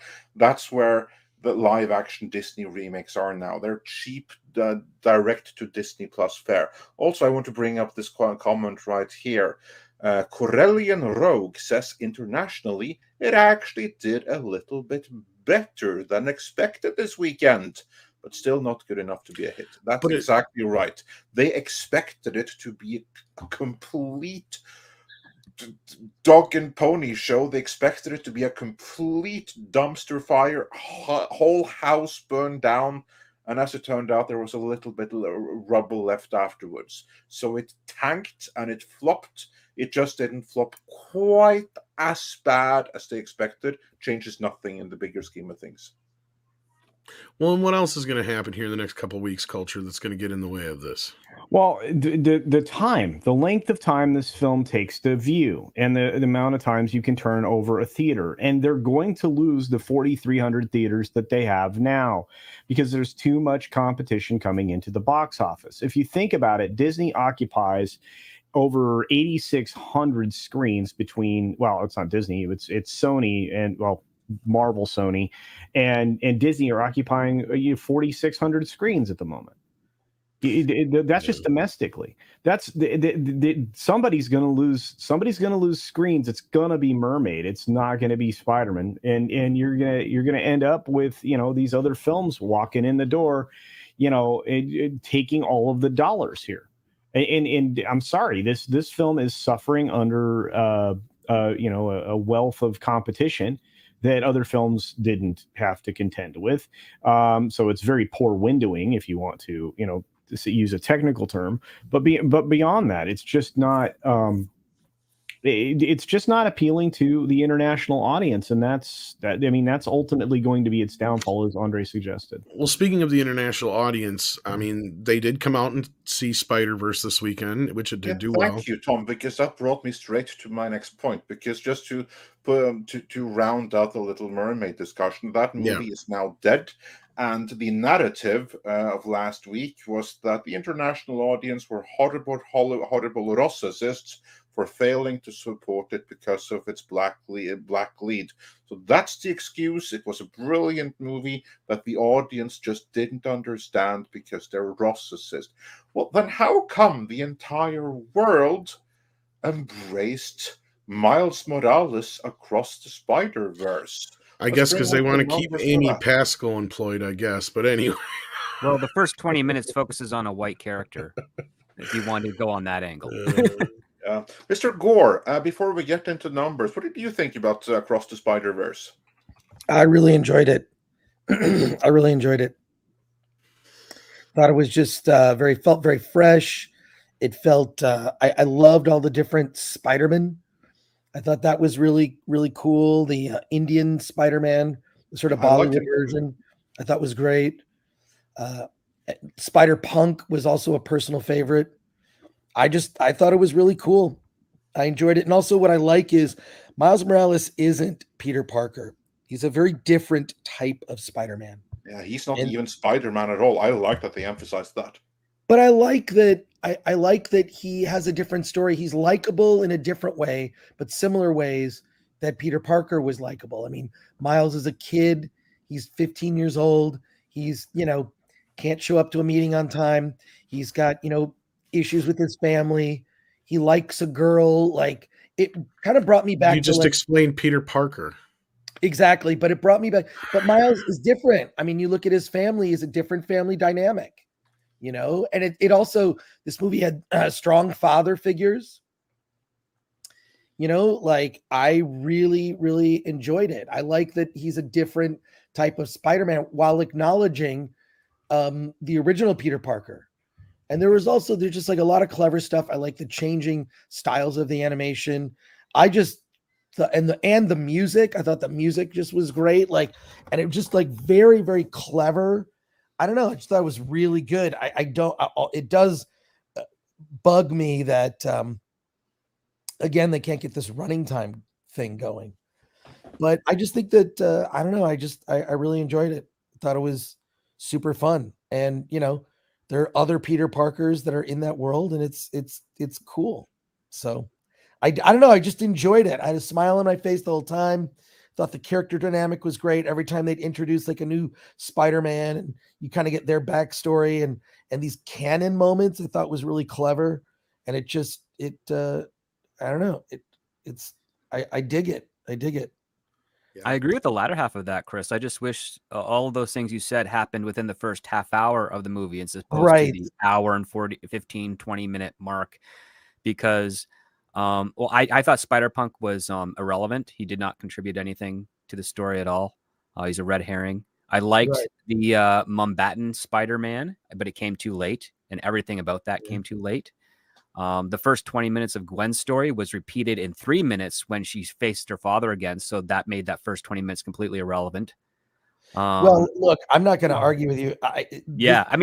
Listen, there's enjoyable aspects to it, but it's forever poorly structured. Too long. Audiences are not like, and this ideally this should have been 90 minutes, hour 40, all of it. Like, and had an ending. There's exactly. But there's not a movie I've seen this year that was north of 2 hours that really earned it or deserved it. Yeah. Now, in having said that, it moved really quickly. It didn't feel as long. Like Little Mermaid, which was shorter, felt way longer. It was just torturous, a slog, like glacier pace. But Spider-Verse, I enjoyed, and it just also breaks the narrative that like people that don't like it are racist. It's like, no, people just don't like stuff that's garbage. And also the things that are really activist, because I think that this movie is diverse, but there ain't nothing woke in it. And I think that's a really big thing as well. Yeah. This is a movie that kind of RRR, that's all kinds of diverse. Of course, in that case, it was an Indian movie, so it was to be expected. But there's like none of this ideopolitical messaging, and I was surprised by that. That was completely absent. But culture, take us to the numbers. How is this? Apart from including in China.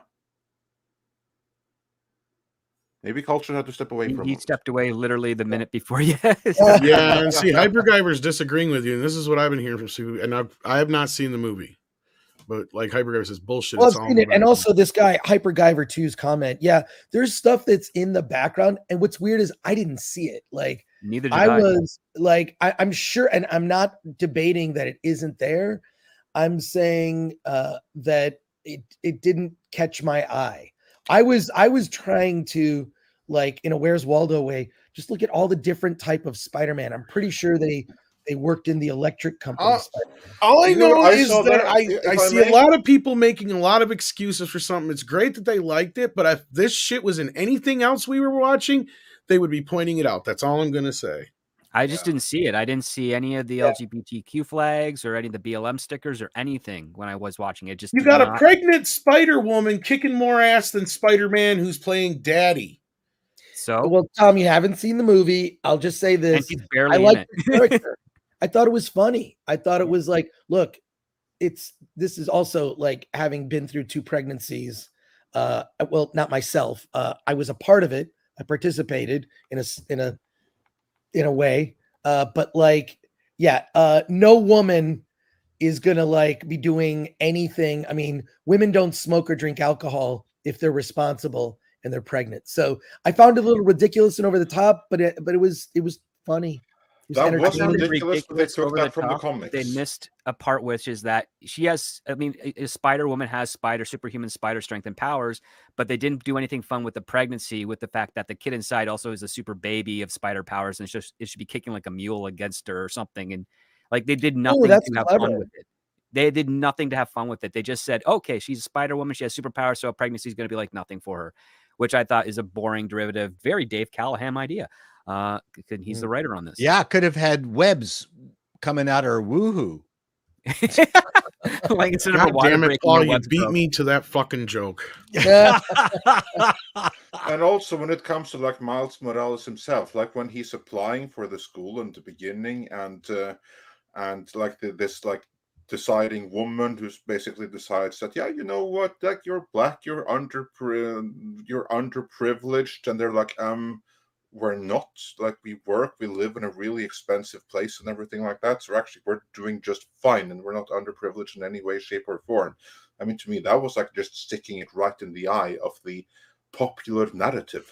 Well, and they admitted themselves that they were too nice to cops in the first movie, so there was supposed to be less of that in this movie. Yeah, it was a pro cop movie. I forgot about that. It's a pro cop movie.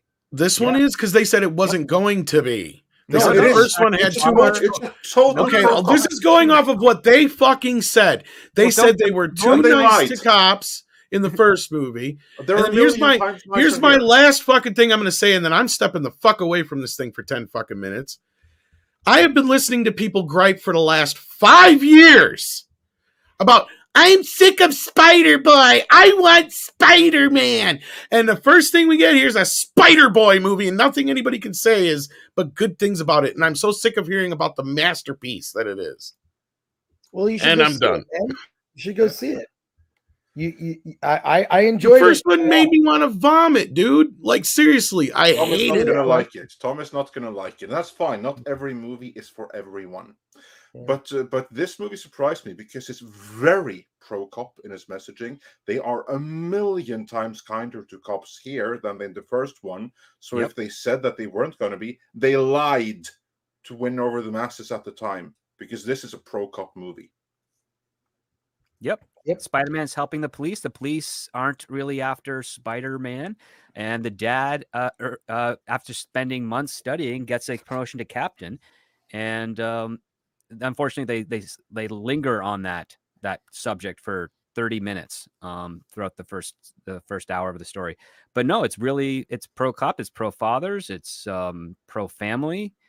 And it does bulk into the politicization of school administration and marketing, minority people to get advantages in Ivy League schools. So it says that's wrong. And apart from the fact that the first Spider-Verse movie didn't do as well as people think it did, I think it was like, I loved the movie personally. I watched it about 10 times. I thought it was creative enough that it springboarded the success of this movie. Yeah. Absolutely. It's been on, and because this is also like sticking it to Disney, because the first movie has been on Netflix for years, and it has evidently built something of an audience, because ignoring the China box office, which we see on screen here, in China it opened to a so-so 17.2 million. But again, screw China. You can't really trust the Chinese box office at all, and very little money of that is going to be going to the studio anyway. So I don't know why they give so much. Well, actually, I do know why. It's for bragging rights. Like, oh, open to this and this much in China, but we'll never see anything off of the bottom line. But anyway, what they will see something of is the domestic box office. And Spider-Man Across the Spider-Verse opened to 120.5 million in its 3-day domestic opening weekend. So this is a movie which opened then basically bigger than Guardians of the Galaxy, bigger than most movies of the year. And here's the thing: it cost only 95 million to make, that Sony will admit to.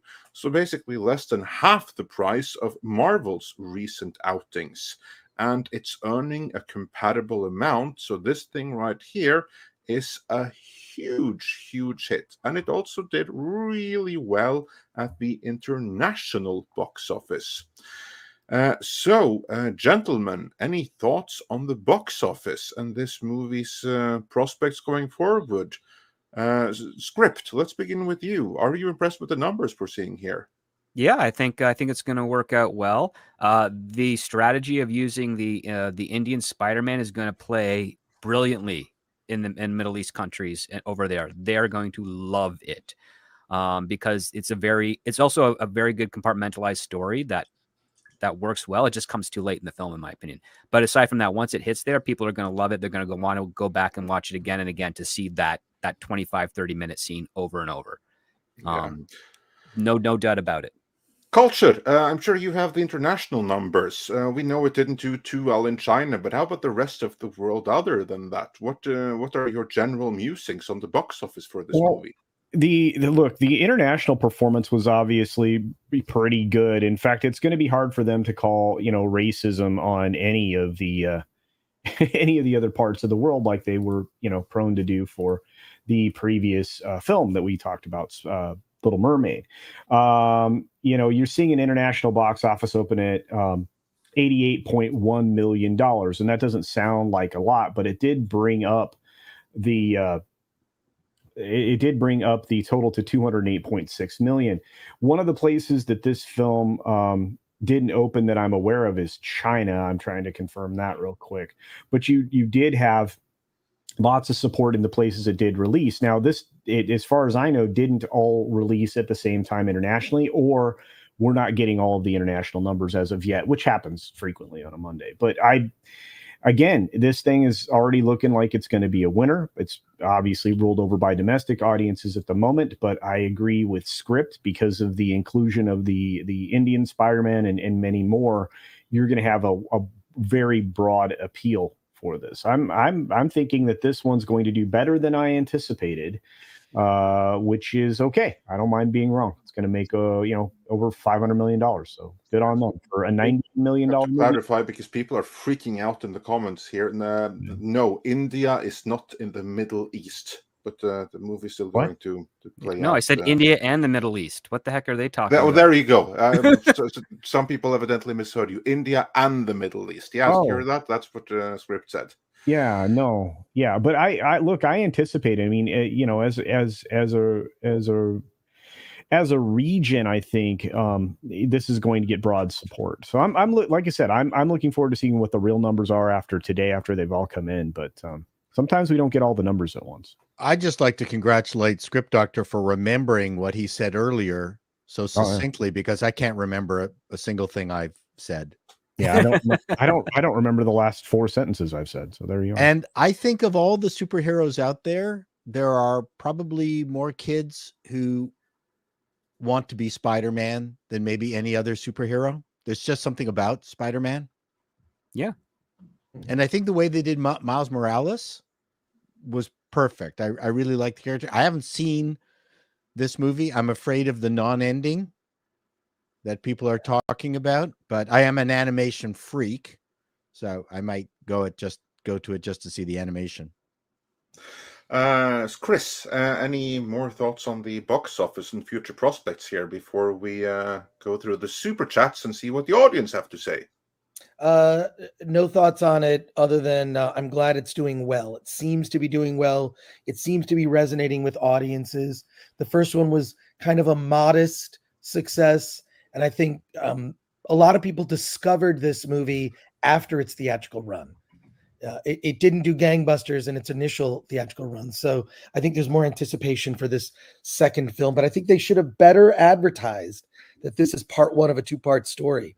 It's in there in the marketing, but not, they should have promoted it that way. For that movie to be that long and end on a cliffhanger, I think was a big mistake. It was originally supposed to open in October, and then the follow-up would come out in March. The follow-up is scheduled to still come out in March, but I think that was a mistake. They saw an opening and decided, let's just go for June and make it a summer movie.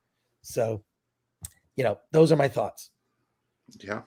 And then let's run through a couple of super chats here, and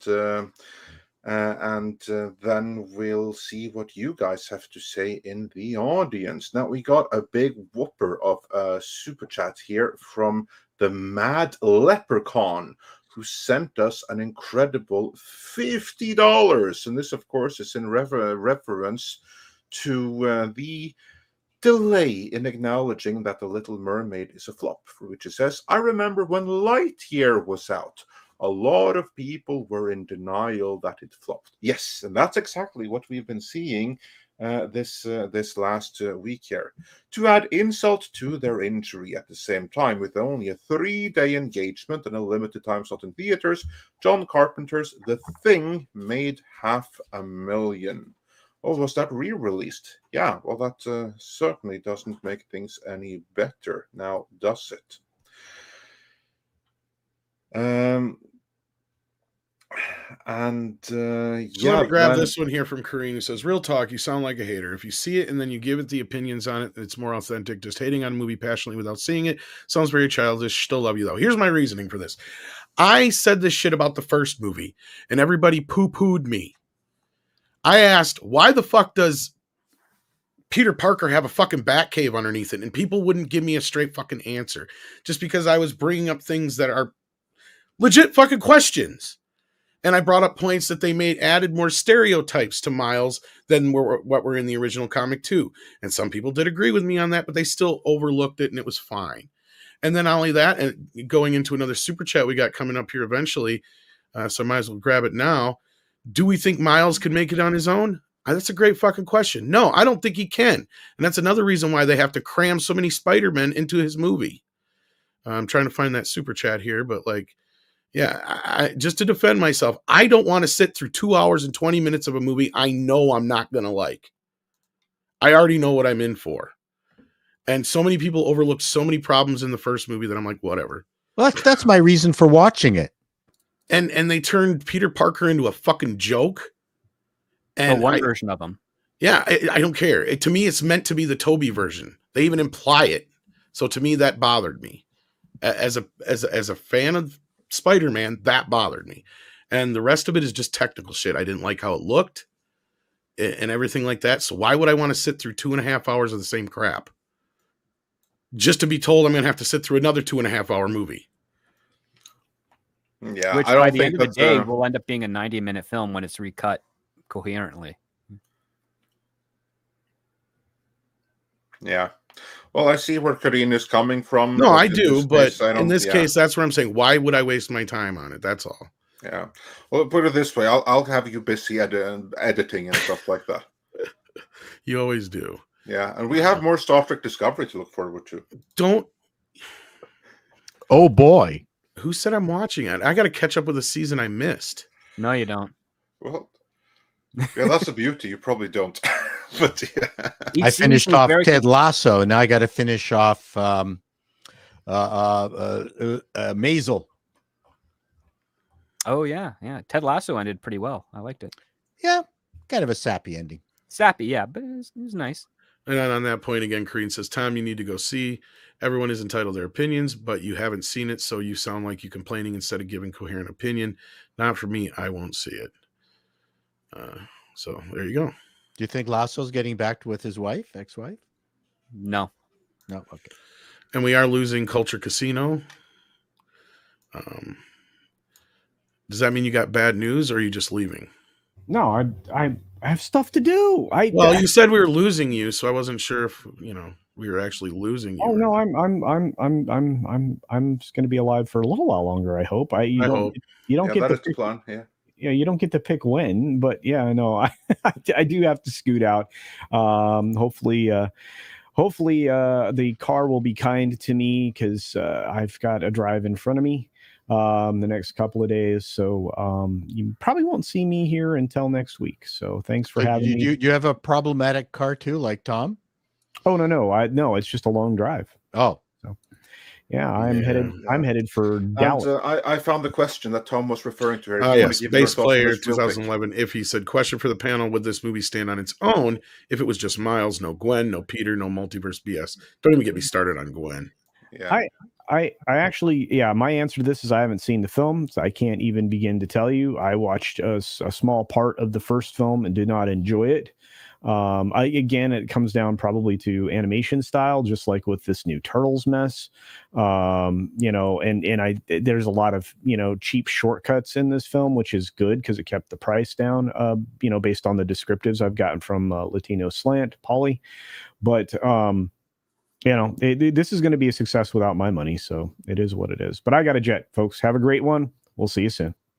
Bye-bye. Take care, Thanks buddy. for joining us. And then we got a few for Chris before he takes off on us. Marksman 117B says, Chris, film threat review of Unicorn Wars. Is it good? I haven't seen Unicorn Wars, but we do review a lot of just bizarre, weird indie movies, so that may come up. Yeah. I was gonna say that sounds like something you would watch. Yeah. And then tell me whether or not it's good and if I should watch it or not. Sure, there you go. See, because that's what Chris does. He recommends. Mm-hmm.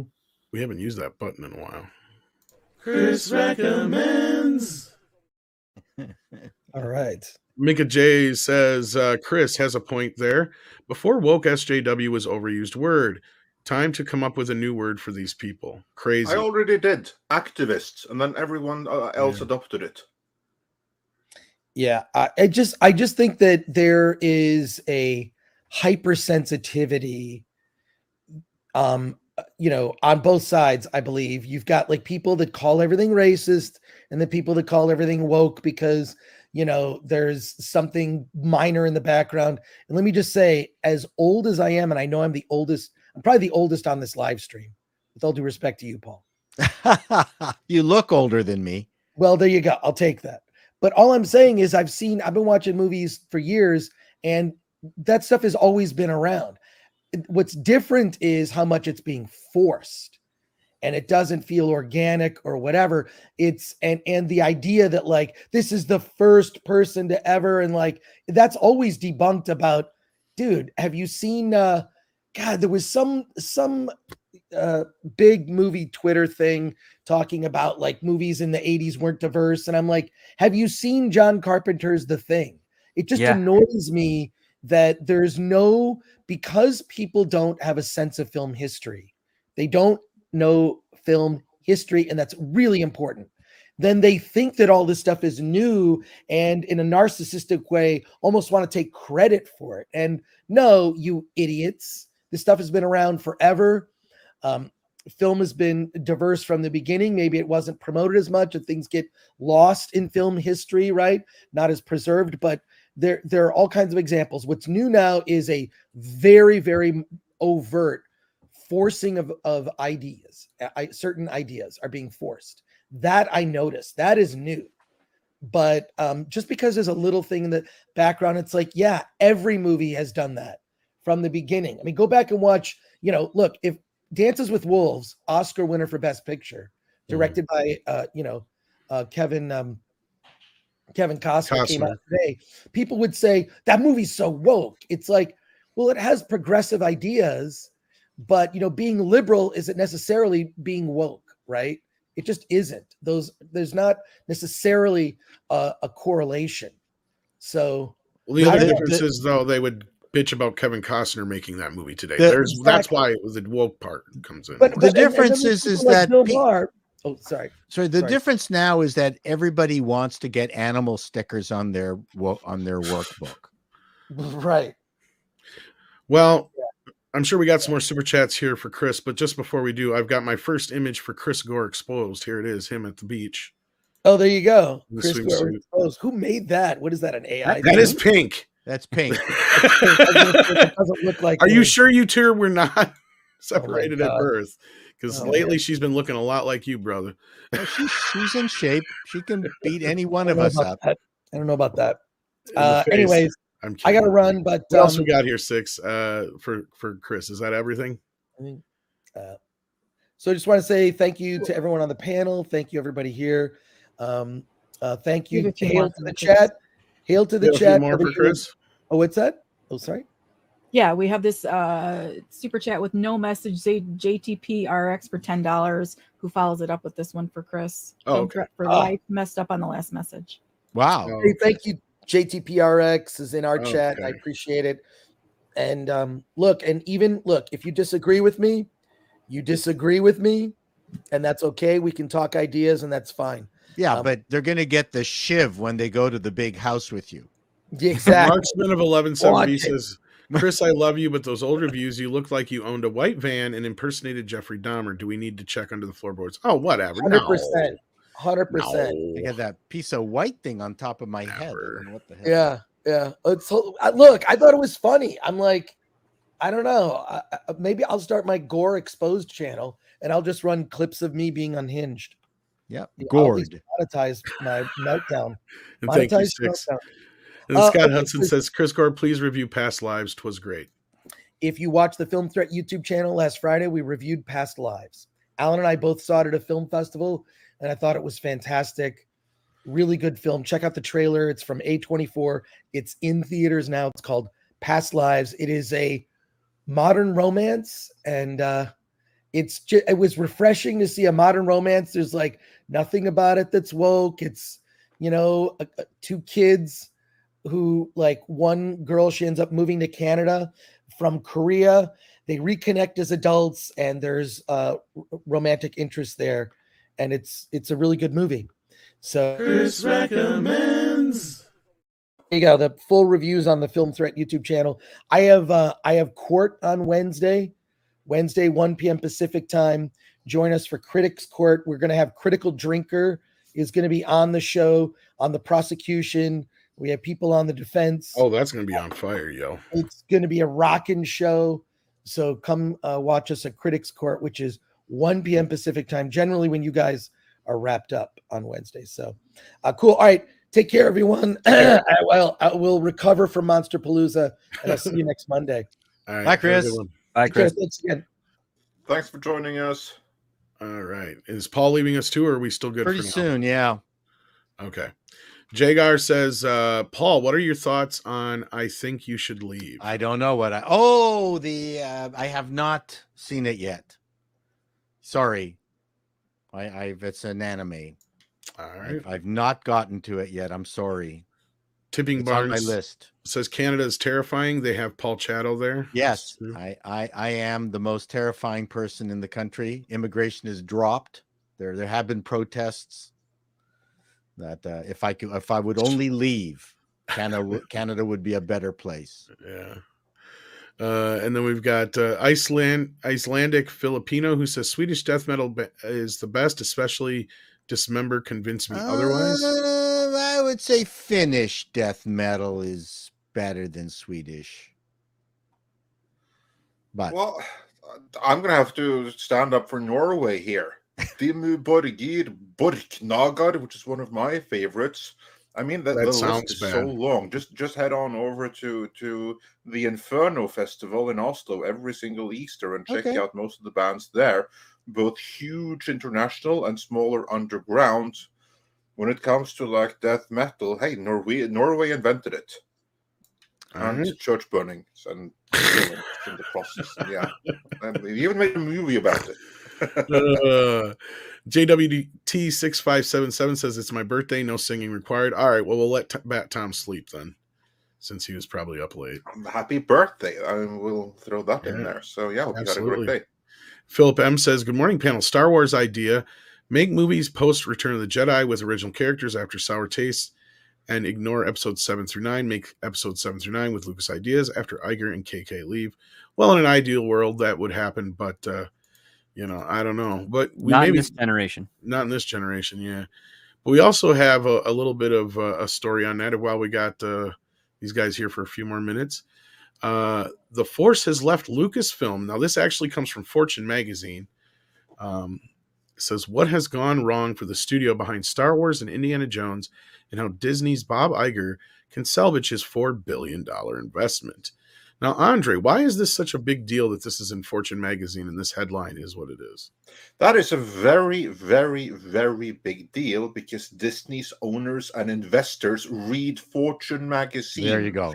And Bob Iger, he can try to spin it in earnings calls and stuff like that. That we're doing amazing with Lucasfilm and with Star Wars. Look, all the movies made more than $1 billion. They were supposed to make $2 billion. You doofus, not just one. This is Fortune magazine telling the investors and the money people directly, this is botched completely. They've blown it. And it's not a matter of earning money here or being profitable. They're asking the question, how can Bob Iger salvage his $4 billion investment? Not enhance it, not do more with it. How can he salvage it? That right there is telling, because that implies very clearly to the reader, and the reader of the Fortune magazine, they'll pick up on that right away. But right now, in this moment, it's a dumpster fire. It's something that is in need of salvaging. That is the state of Lucasfilm. That is the importance of this headline. Now, Mr. Chato, if you were one of the money people behind Disney, what would Fortune magazine saying this tell you? This is horrible news. As you mentioned clearly, you always have to examine who the audience is for any specific publication. I mean, even that goes back to, why Rings of Power was first promoted in Vanity Fair of all places. And so, people freaked out about what they were saying without really understanding who they were talking to.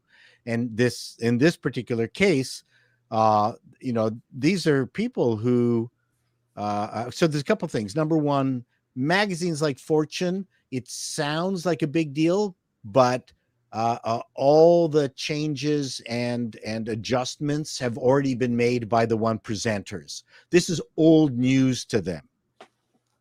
So this is just bad PR more than anything else. The people with money have already protected their investments.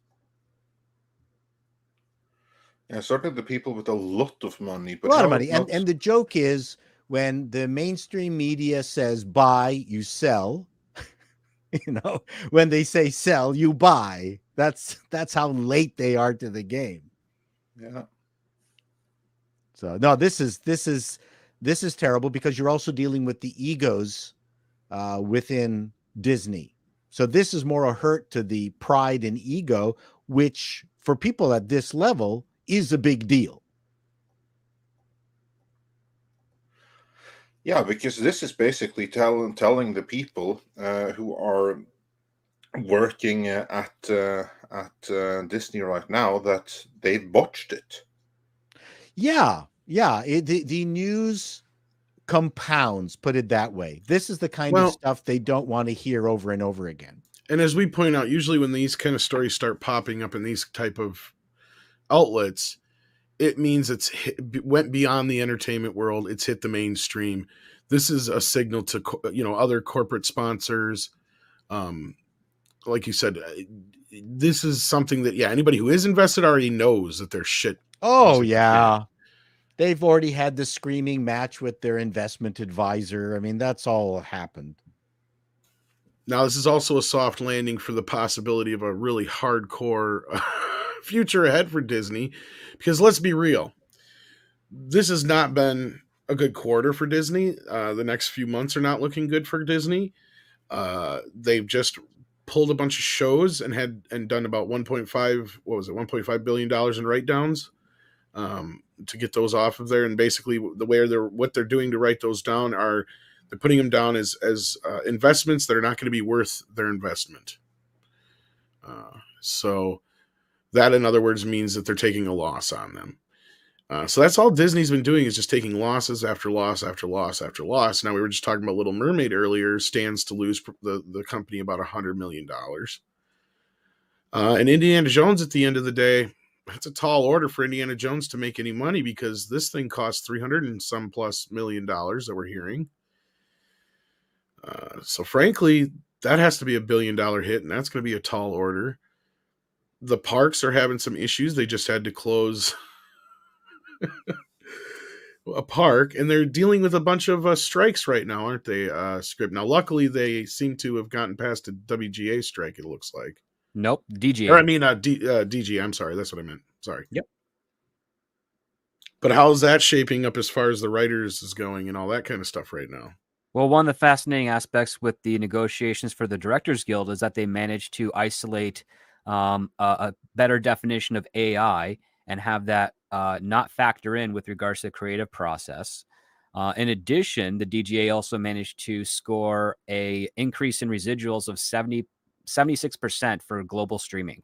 So they'll get 76% more of the residuals for global streaming stuff as directors. So those are two key points that the WGA has also been kind of fighting for.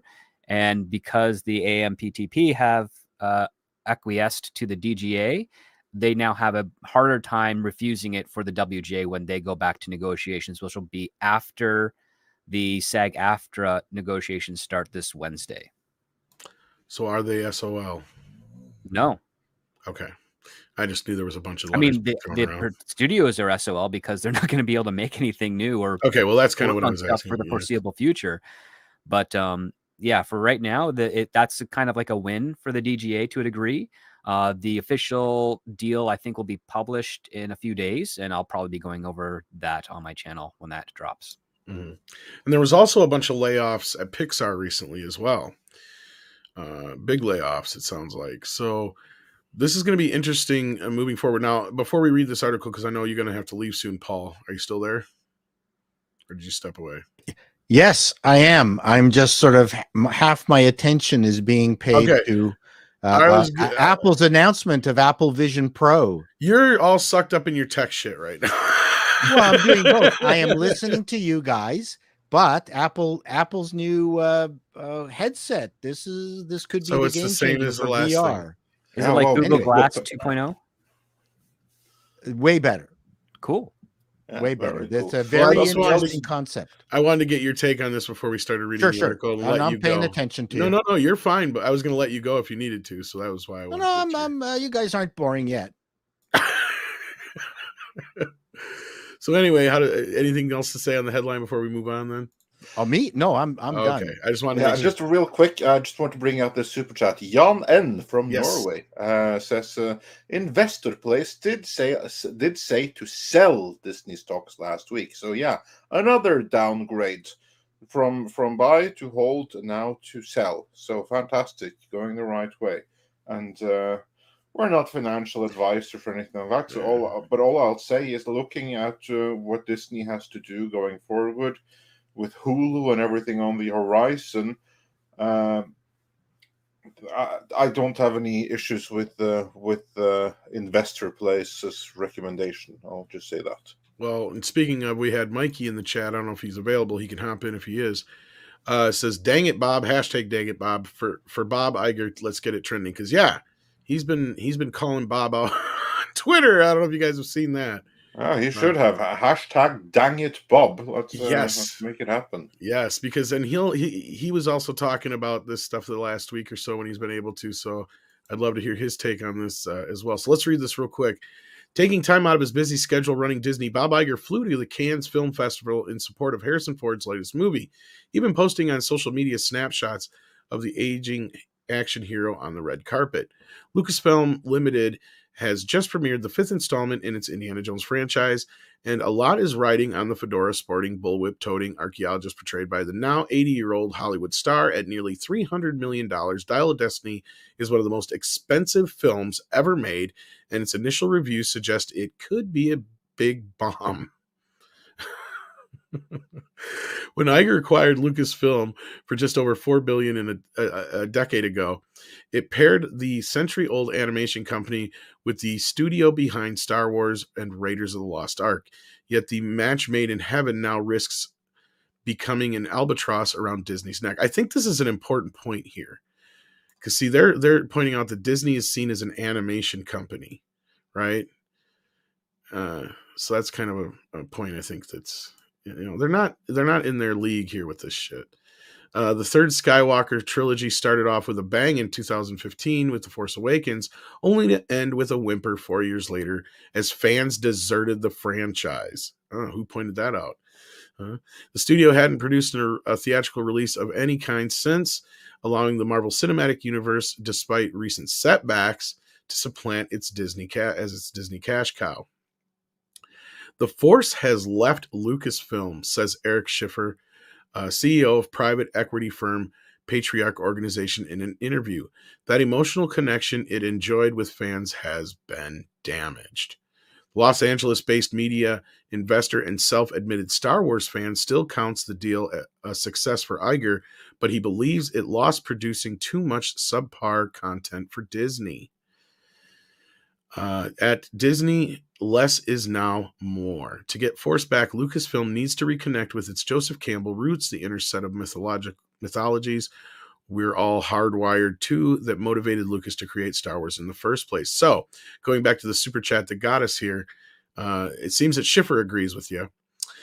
He argues that constant hunger to feed the streaming business with fresh material helps sow the seeds of the current malaise.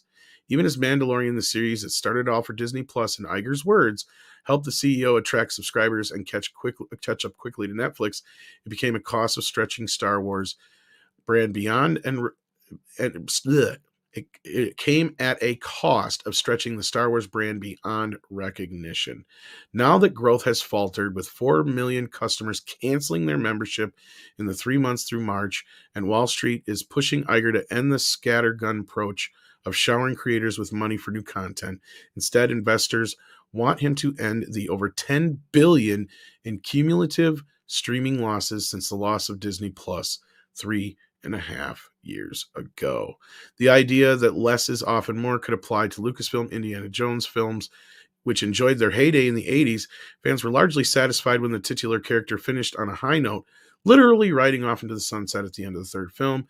And so when Kingdom of the Crystal Skull was released 15 years ago, the spectacle of seeing an aging Ford emerge unscathed from a nuclear blast by hiding in a refrigerator left no one asking for more. As I said, at that moment, they nuked the fridge. Do you want me to keep going, Andre, or do we want to comment on this now? I think this goes on for a little while. Yeah, gist of it. Gist of it. This goes on for a while. Yeah. Yeah. Basically, what this does. I'm sure you'll do a video on it, but yeah. It's the polite version of what we've been saying for years now. Yeah. Yeah. And considering that it's what we've been saying for years, that's now being repackaged by Fortune and presented to the investors directly, that's pretty brutal. That's brutal for Iger, because this is going to give even more pressure now from the shareholders. Because, yeah, as Mr. Chato pointed out, like the big shareholders and everything, they're perfectly well aware of this. But Disney has a lot of shareholders, and there's different levels of awareness of what's going on here. And the vast majority of shareholders in pure numbers, they're smaller shareholders, and they may not be privy to all of this information. They may not know that Disney has outright botched this, because they're not going to say that in any earnings report. They're not going to say, yeah, we really screwed this thing up, didn't we? We were expected to be like 20 billion and plus on this investment so far. Still, we're minus one.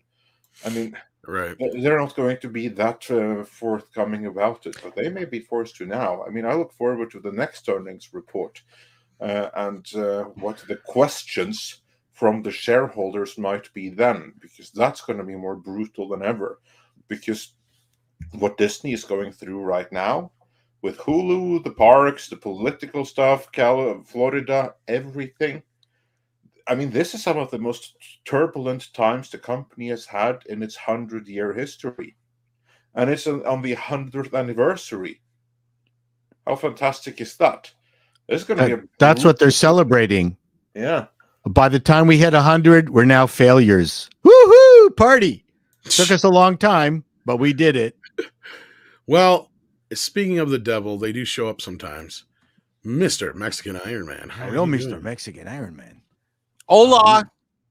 Hashtag dang it, Bob. Now, I will say one thing about announcing failure. They do have to talk about it because they cannot surprise. It's illegal for them to surprise shareholders that it's worse than they were trying to convey it. You can't do that. You can't snow the shareholders.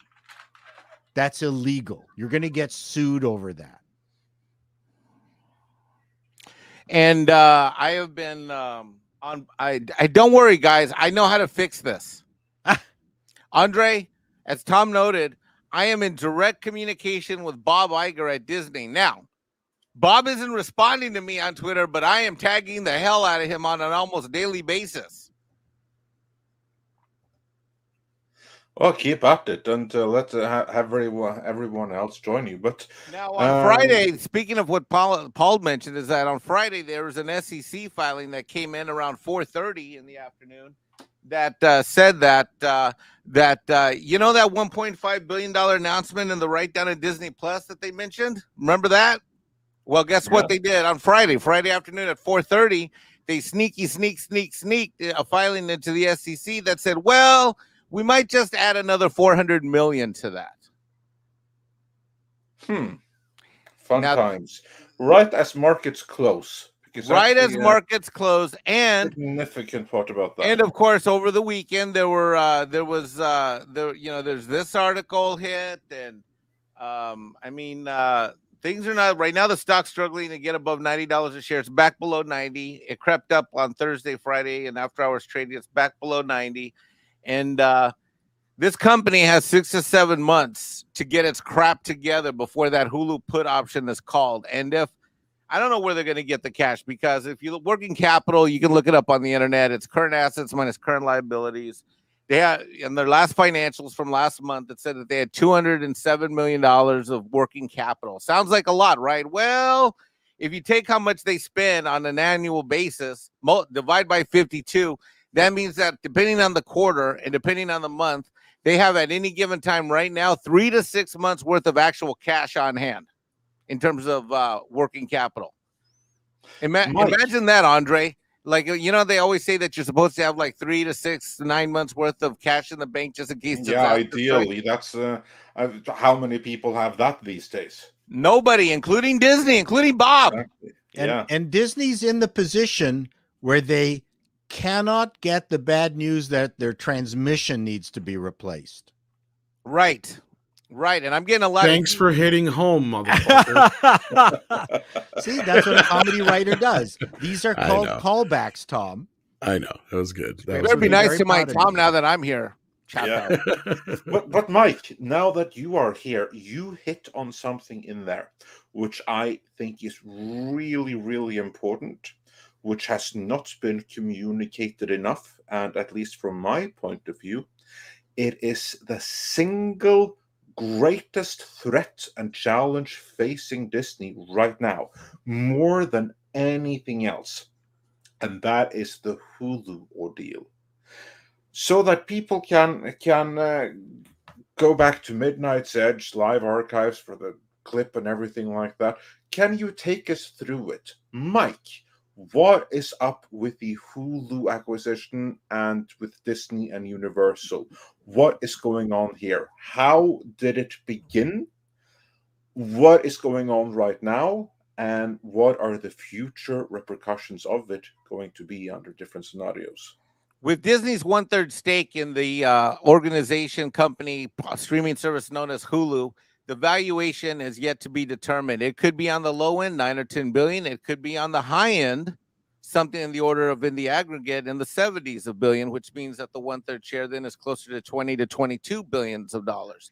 That put option comes due this January. We are now in the let's go back a little bit. The put option. Can you explain the put option? Okay. Why does the evaluation matter? So here's it would be like this. It would be like this. Let's say I wanted to invest in Midnight's Edge, and me and Andre have a deal that when I came in, that that my share was worth, say, $9, just for sake, for giggles.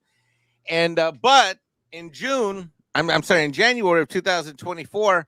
Andre has the option to make me buy my little percentage out. And it's called a put option. It is put in a specific date and time for the specific value of my percentage. And that day of reckoning is coming. And that is in January of 2024. Now, when did this start? When was this put motion put in?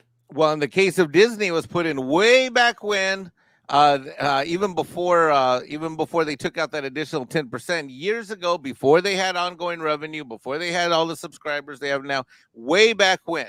And so it is argued from my standpoint that $9 billion to $10 billion valuation is low. And if I were on the team at Comcast, I would be arguing back and getting ready to do a put call to Disney to say that no, Hulu is much more valuable. In fact, it's probably more valuable than your Disney Plus. And we at Comcast think that it's closer to worth 70 to 75 billion. And if I were on team Andre Comcast, that's what I would be telling to Disney. So that when January comes around, we're now in June. When January comes around, I then would be looking for a check from Disney in the order of magnitude of closer towards 20 to 22 billion, far away from the 9 to 10 billion. Is that what you're asking?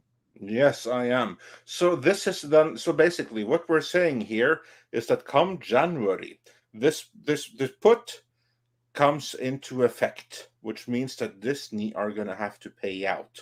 And which they, means Universal right now are quarreling how big a payout is going to be. So Disney has three options: write a check, which they cannot really do unless they liquidate shares out of their company treasury, because they've only got about an average of $10 billion in their checking account on any given day. Over the last year, their average cash balance of the financials has fluctuated between 9 and 11 billion. So we know that Bob can't write a check and that check clears.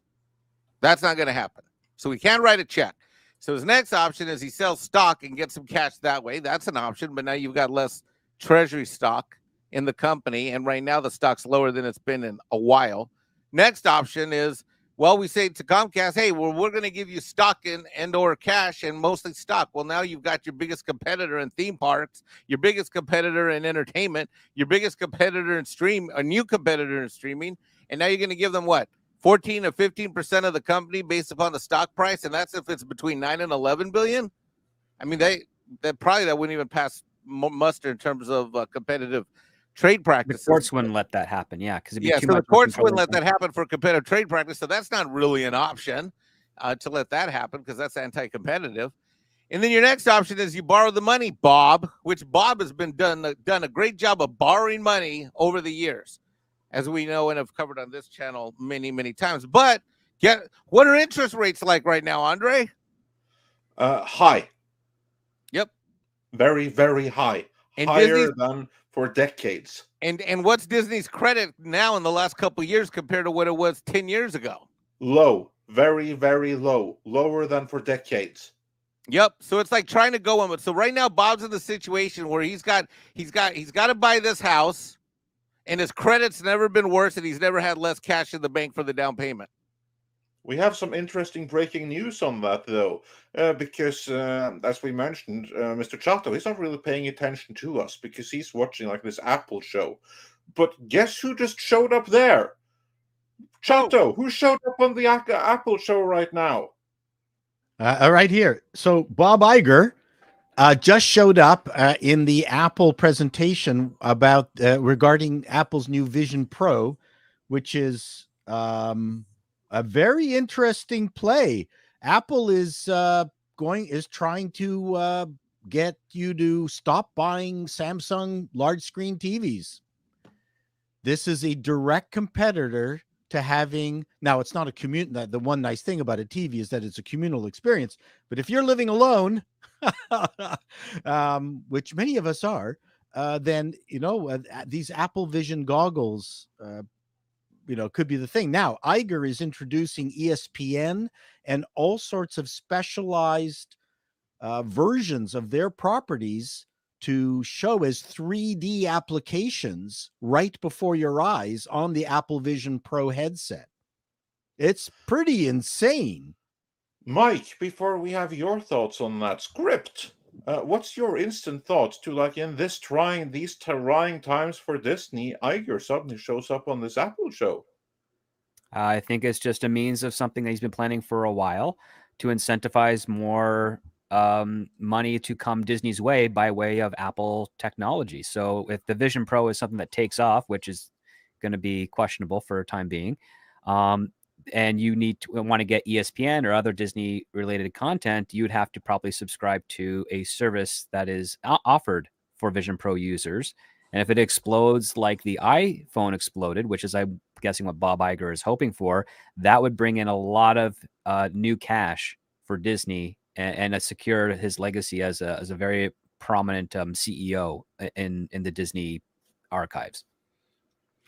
Yeah, based on what I'm watching right now, they're also including an awful lot of gaming Marvel content where if you're wearing the goggles, you can get yourself all kitted out with special, what are the things that go around your wrist, like golden bracelets and power armor. It's pretty wild stuff. So while you're watching Marvel, you can be kitted out to look like Iron Man. Mike, so we just learned of a new Disney Apple partnership. Now we don't know the full extent of it, but obviously this is like a major technical thing. Could this help pay for the put they have due come January? I am right now smiling a bit because I've been saying for a couple weeks that while there might not be an acquisition or a sale in part or lock stop as we might have thought it might be structured in November of last year, does anyone remember the business case of when Apple got in trouble and Microsoft, the whole Apple Microsoft? Anybody on the panel remember that? Yep. I was at the show when Bill Gates came on the big screen, like 1984. I was there. Shocked everybody. Okay, remember that, Paul? Talk about that a little bit. So Apple, Steve Jobs came back on board after Apple was in its death throes, and Steve Jobs introduced his enemy, Apple's enemy, Bill Gates, who comes up on the big screen like the 1984 ad. Ironically, the audience went silent. And there was Bill saying, we're giving Apple $150 million and we're going to continue developing the main Microsoft Office software so Apple can stay in business with business users. And the audience was shocked, but everyone went, wow, Steve Jobs needed to do what he needed to do. And the animosity between Apple users and Microsoft users back then was just crazy. Was very high. So this was a shock, but because it was Steve who did it, everyone went, well, you know what? It's such a shock. We know this is the best. This is the best for Apple. Now, technically, Apple didn't need a measly $150 million from Microsoft. What they needed was Microsoft's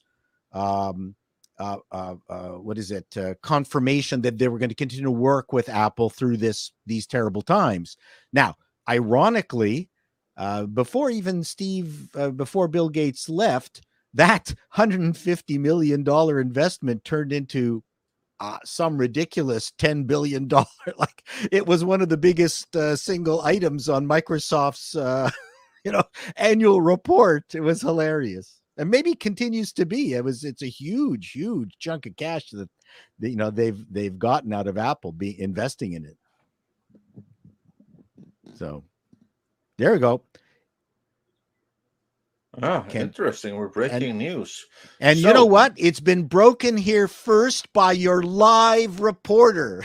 Yes, indeed. So thank you for covering the Apple news here. We'll call you our ample dumpling. That's it, Apple Dumpling Reporter. So it's very interesting what they're doing here. They are replacing your monitors, your computer monitors. They're replacing your TV.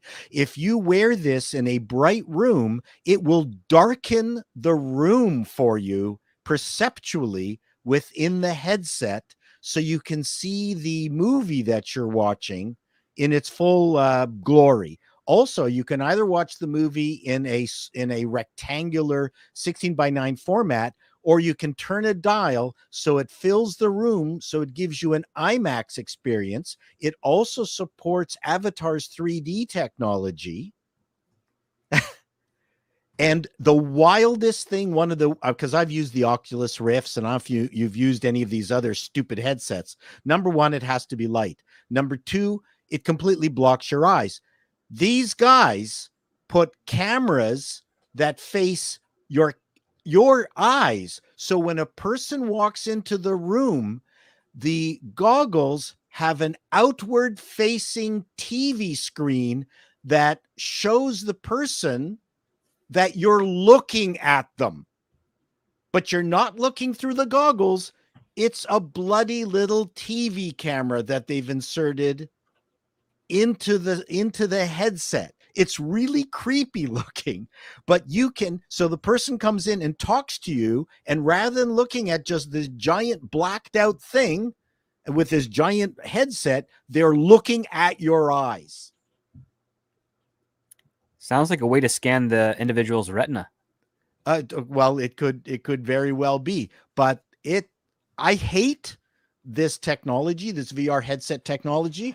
This is insane what they've done here. Insane.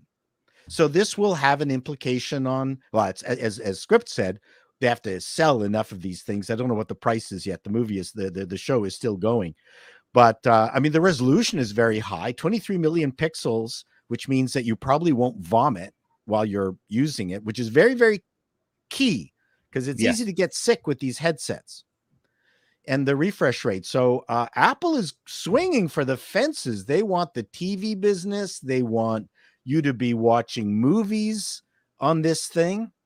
Not to mention the augmented reality functions that they can incorporate when you're just wearing it outdoors. Well, not just that, but Disney showed a bunch of children's augmented reality games built for this set.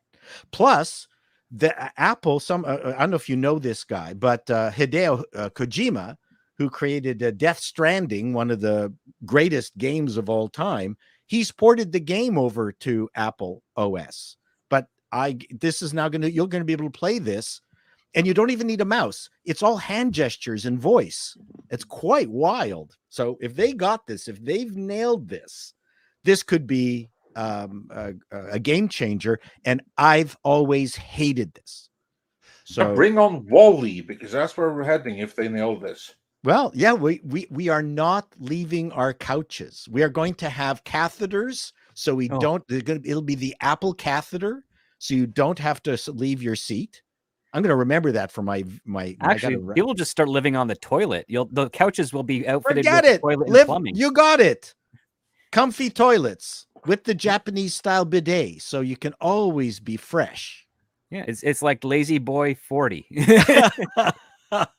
Anyways, yeah, it's got LiDAR. It's insane. It's actually designed for someone to be able to walk around an office and be able to orient themselves, because you see the office in its perfect geometry. It doesn't change the geometry of the office, and you can bring up email, chat, everything. So, but from our perspective, for our perspective in this channel that you've got here, I'm going to try to see how it potentially will affect showbiz. That'll be interesting to see. We look forward to that analysis. I still don't understand why Bob's there. He's there probably to use vertical integration to get money for Disney. There you go. Yeah, that's my thoughts too. Bob's got his hat in hand. I guarantee you, I'll bet you anything that Apple has given Disney cash to develop their properties, which is often what happens in the game business. Microsoft also, will go ahead. Then it's also license their content. Correct. For exclusives. It'll be exclusive. That's what they're doing. The Little Mermaid on VR on the VR headset. Yeah, that Apple will be exclusive license. Well, they're on the board, right? So yes. So it does make sense to have an exclusive license for this property on their headset, and basically, and it's cheap for Disney because there's no other real headsets that compete with this. So Apple locks everybody else out with a headset out of this content. Plus, it'll be a few billion for Disney, I'm sure, which they will surely need, because otherwise there's no way in hell that they'd be able to pay Universal what they have to. But with this, they have to pay them. Well, they still have to pay them a shit ton, but this helps them a little bit along the way. Mike, anything you want to add to this before we move on? I think it's hilarious that Bob Iger, as a CEO, is over at Apple trying to find new cash in some new product and new toy that he's playing with. Meanwhile, the shit that he's already put on a charge card, such as Fox, such as Pixar, such as Marvel, such as Star Wars, fails and burns and gets devalued one way or the other. I think it is hilarious. Bob Iger, the biggest sack of crap CEO in history. I mean, it is just ridiculous. And why people keep falling for his smooth-talking weatherman ways must be rooted in they think that the weather somehow is going to be better. Yet, what we've learned from Bob Iger and Disney is that the one thing that we can count on with Bob is that he's going to make decisions that bring us fandom gray skies and fandom rainstorms. You're right. Yeah, this is a smoke and mirrors magic trick right now in the short term. Yes. And you know what? Yeah, that's kind of like what I was going to like. Mike, you see right through this, but how many other shareholders are going to praise Daddy Iger for having saved Disney once again? Well, many might, because unfortunately, especially in the West, the Band-Aid solution feels like it's the permanent solution. And it's only until it doesn't, actually stitch up the wound, do they realize, we need another Band-Aid. And that's how it keeps going over and over and over again. They're never going to address the fact that if the person would stop cutting themselves, maybe the problem would go away. Yeah, because to me, that's what this is, a Band-Aid solution. Carry on, Paul. Well, I was just going to say, and because it's a Hollywood, most of the people there are so technically bereft. They're talking about things like foveated rendering and multi-app 3D engine, which will just impress the living crap out of them. It's jargon that means nothing to them regularly. Correct, exactly right. That sounds fun. Whoa. Foveated 3D engine. It'll be the next morphing. That's right. So Judge Dredd. Well, I wouldn't mind seeing Judge Dredd on this. This looks good. Oh, when you see it, we have to talk about it because I know everything about that. Well, I want to I want to sign off because I got to sign off, but I'm waiting for the price. So you guys can at least get an idea of what the price of this thing is. So I'll stick around until Worldwide Developers Relations. Maybe $2,500 probably. Expensive. You know what? I don't know.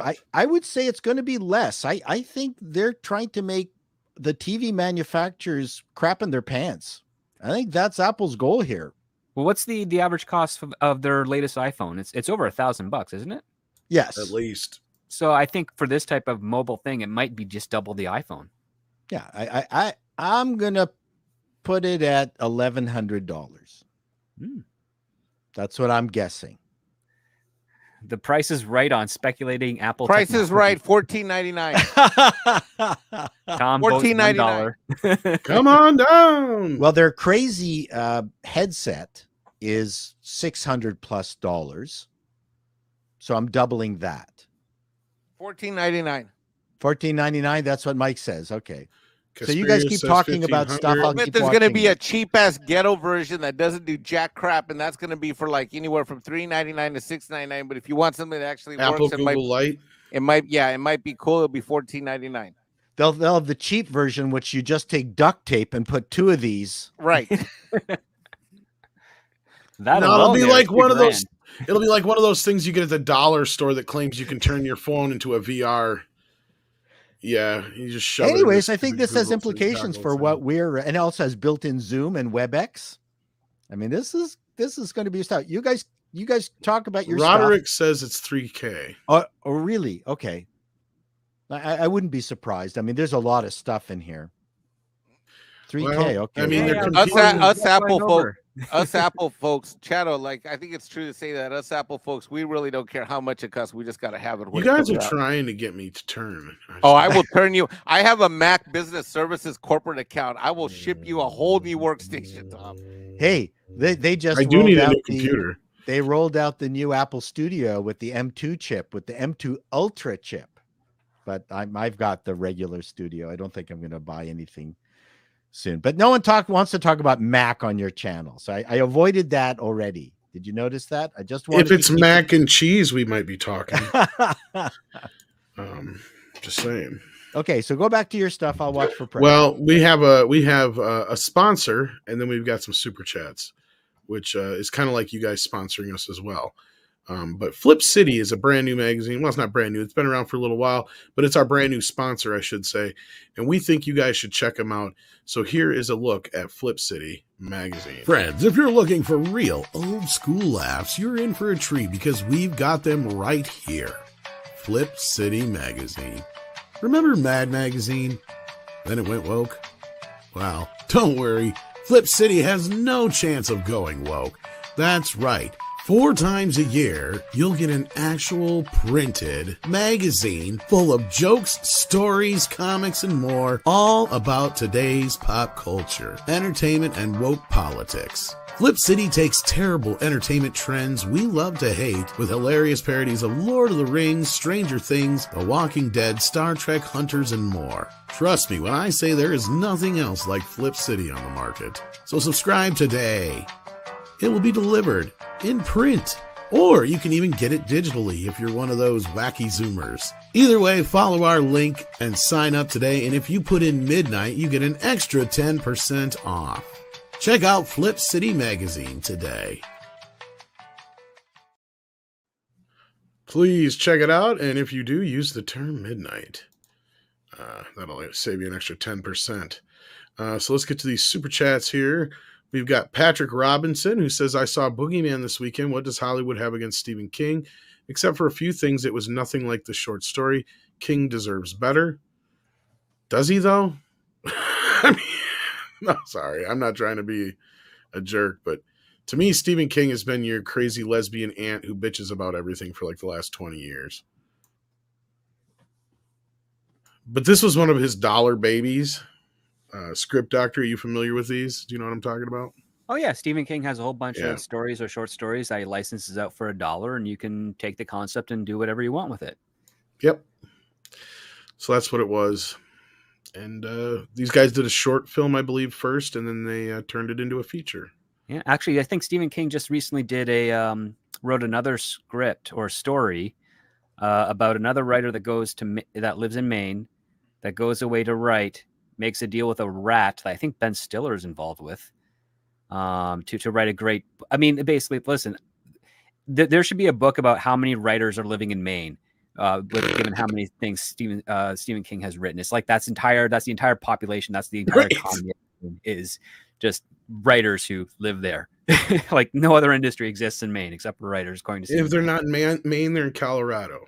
So you know. Yeah. I also know that if I ever get to Bangor, Maine, watch my back. Is there even a Bangor, Maine? Most of those towns are made up. Yeah. That's the other thing. Is half of his towns he talks about are like made up in his own little world. So Patrick Lemire says Stephen King liked it. I'm not surprised. Because he probably makes more money off the back end that way. Not really. With the dollar license stuff, Does he not get anything? Nope. Wow. Other than advertisement, essentially. And King is always complaining, yeah. Oh, yeah, Bangor is real in Maine, yeah. Trying to remember. Castle Rock is a fake town. Derry's a fake town. What's the other town that he has in there that's a fake town? I mean, because Salem is a real town, but there's another one in there. Anyway, who cares? He hasn't been all that great for years. I never read Boogeyman, so I can't say. Wait, no, it's not. See, don't fucking. This is how Stephen King has permeated the culture. People think these towns are real. Moses A. Weaver says Spider-Verse isn't woke. It's an example of great storytelling and theatrical presentation taking center stage in place of politics. Change my mind. Great stories don't need to take 2 hours, 15 minutes to tell half of it. Batcave. Underneath the house. That's different. That Spider-Man was competent and successful and financially good, and then he was killed because Miles Morales got involved, and then we got the other Spider-Man. So, very He's different. not fucking Batman. No. Well, I mean, Spider-Man, they did try to make Spider-Man Batman-ish. Exactly. In the comics before with the spider SUV or whatever it was. Now, here's my thing. Is it overtly woke? No. But there's woke elements to it, especially in the first film. Maybe they've gone away from a lot of those and pushed it to the background in the second film. I understand that. But I just don't.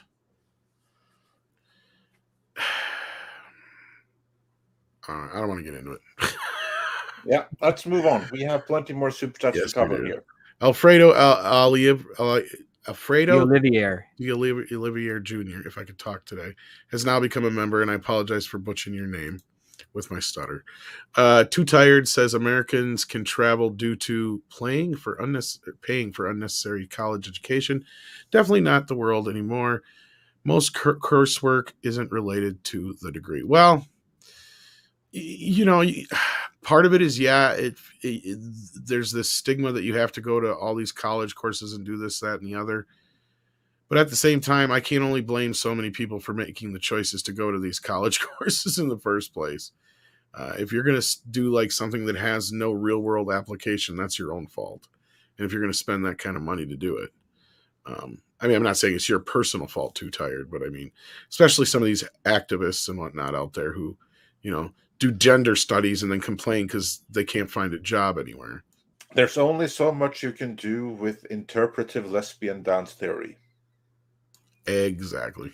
Yeah. I was just surprised that there was a demand for it, that it required a college course. That's what blew my mind. All it takes anymore is somebody to say, I'll teach a college course on it, and you only have enough students to sign up, and it's a real thing.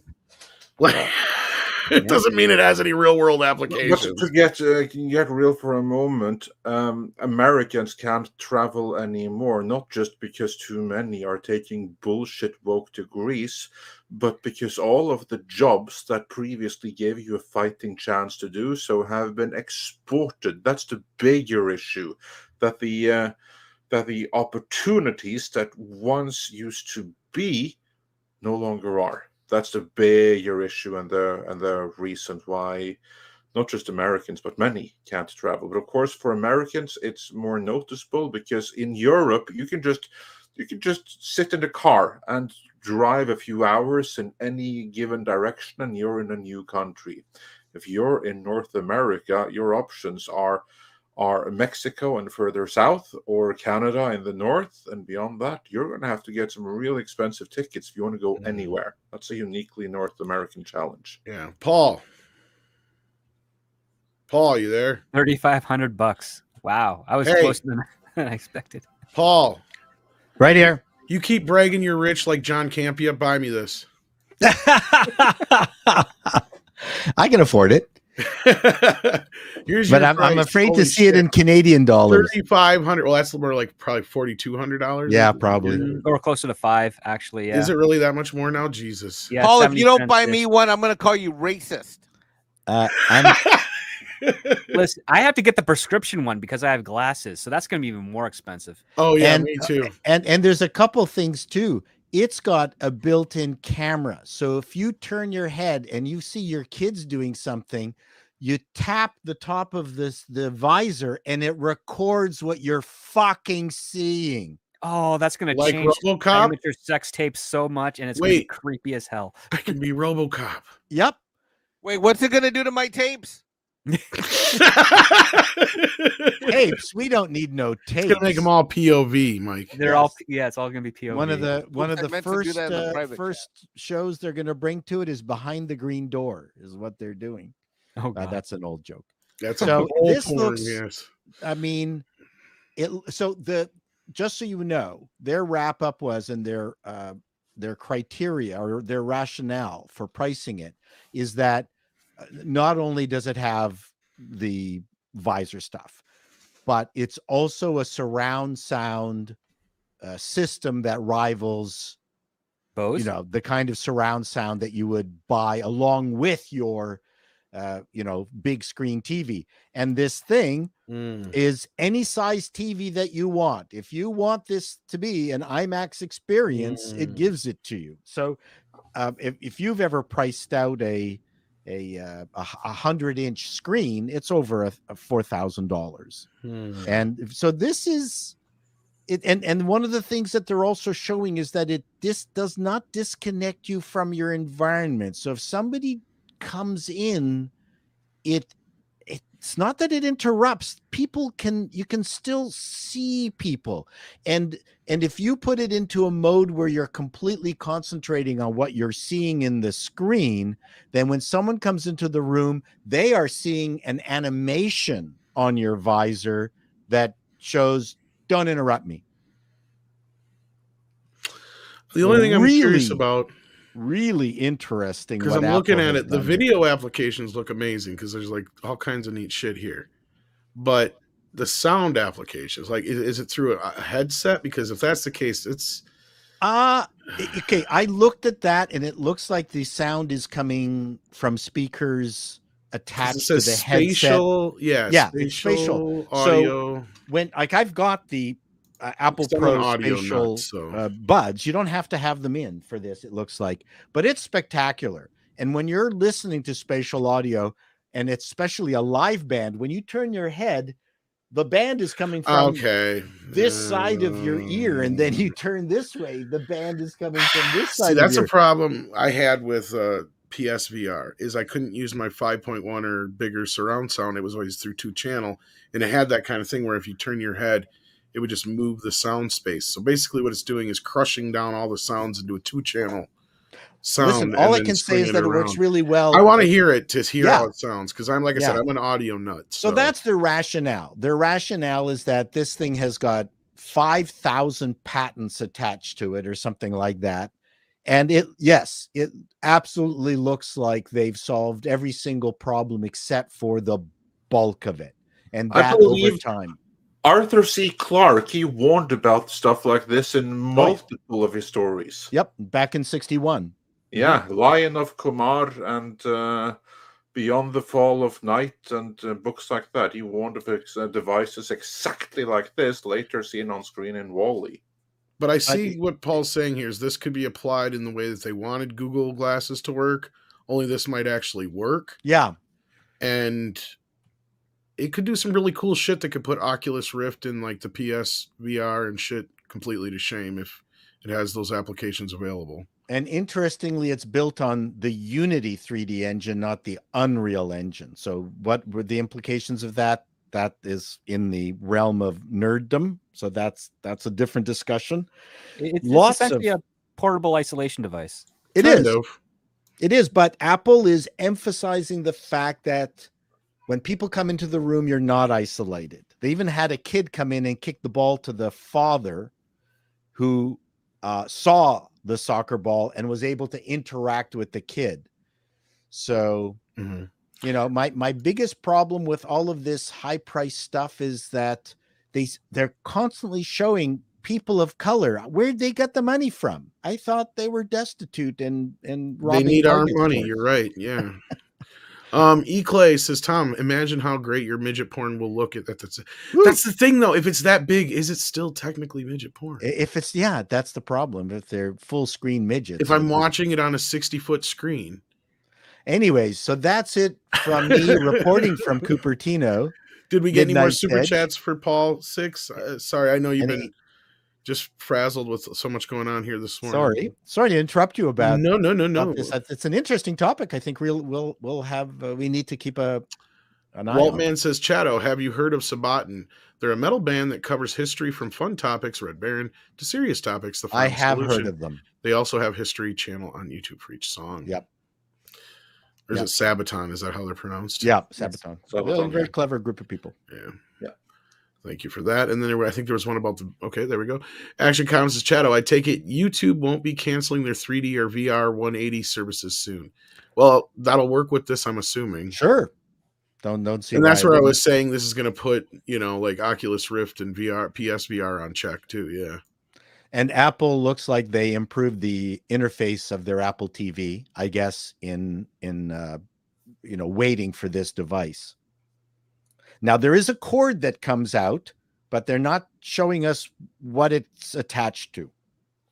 So that's the last question that I want answered. But time to go buy one, test it out. On that note, Quatrina VR, yeah, Metaverse. It says Metaverse 2.0.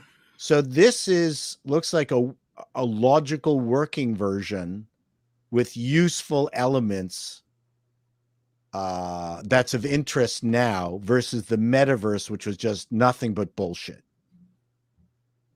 Yeah. Basically like a VR world kind of thing. Yeah, this is going to make Facebook shit their pants. STR Red Wolf says, does it work with glasses? Well, I would hope so. It looks like there's enough space, be. But it also, as Script says, can have prescription. If you're short sighted or nearsighted, I mean, sorry.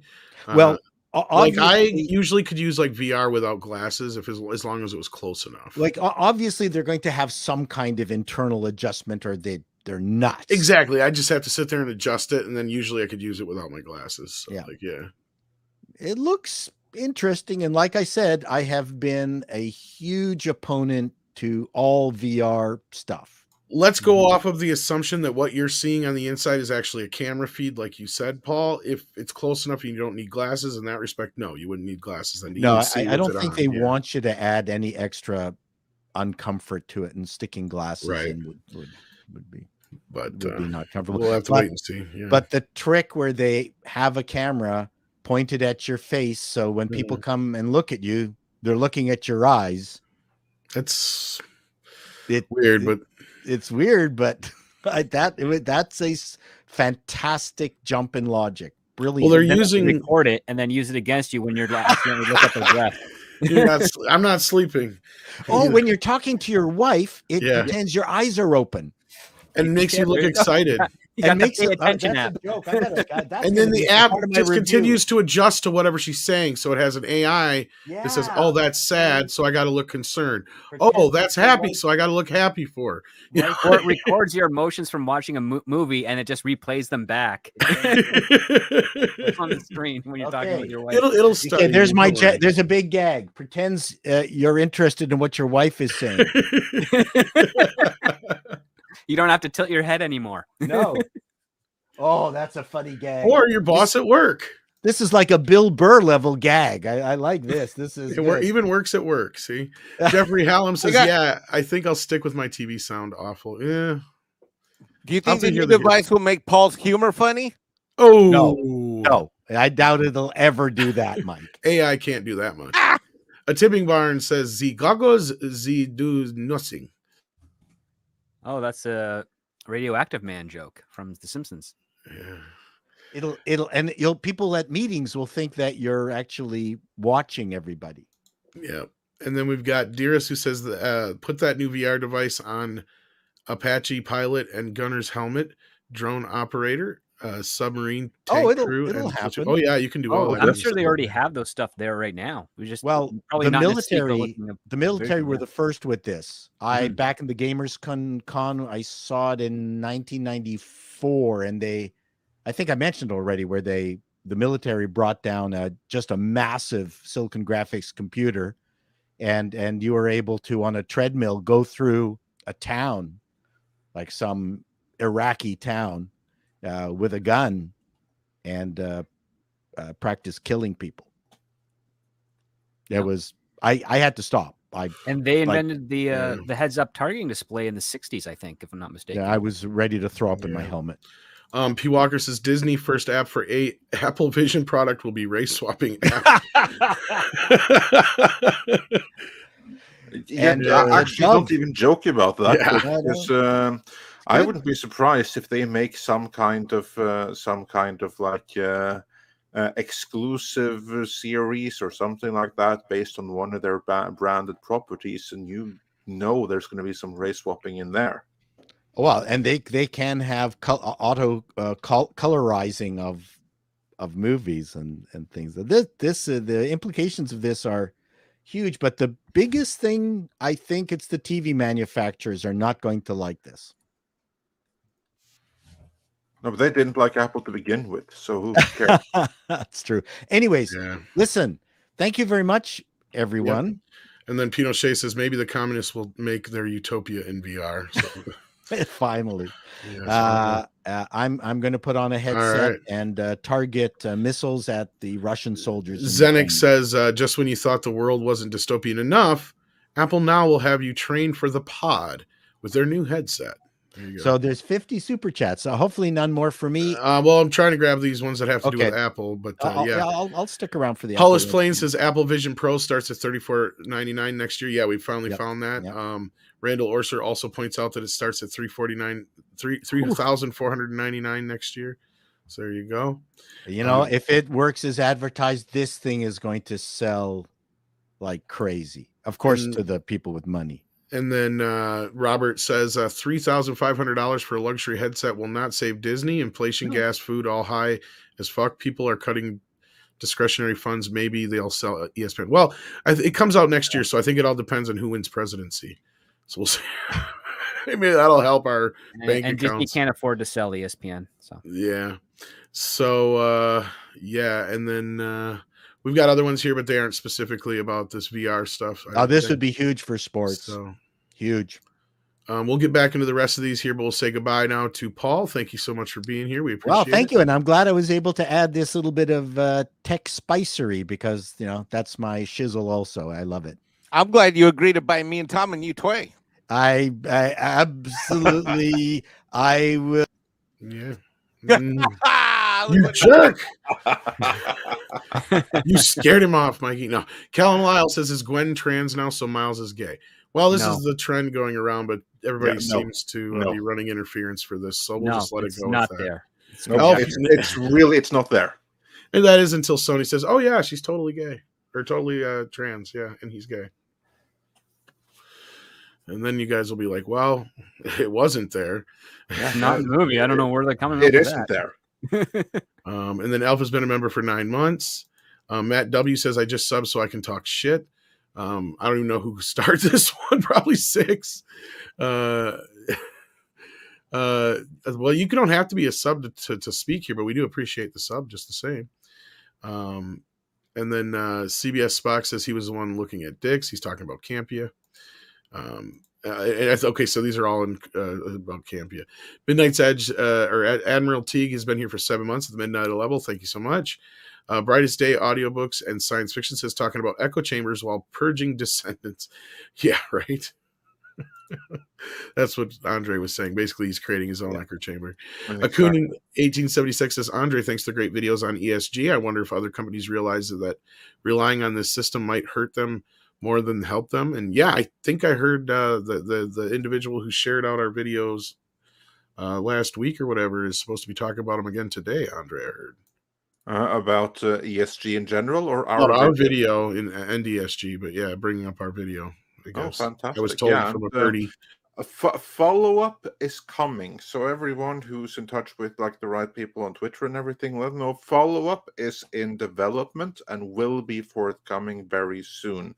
Meanwhile, I just have to say that since we dropped, maybe it's a coincidence, but since we dropped this video, which now has 600,000 views, so I think it has some level of influence, I've seen more and more and more videos, everything talking about the ESG influence on everything, not just entertainment, but on all these major brands. It's like very few were talking about it before.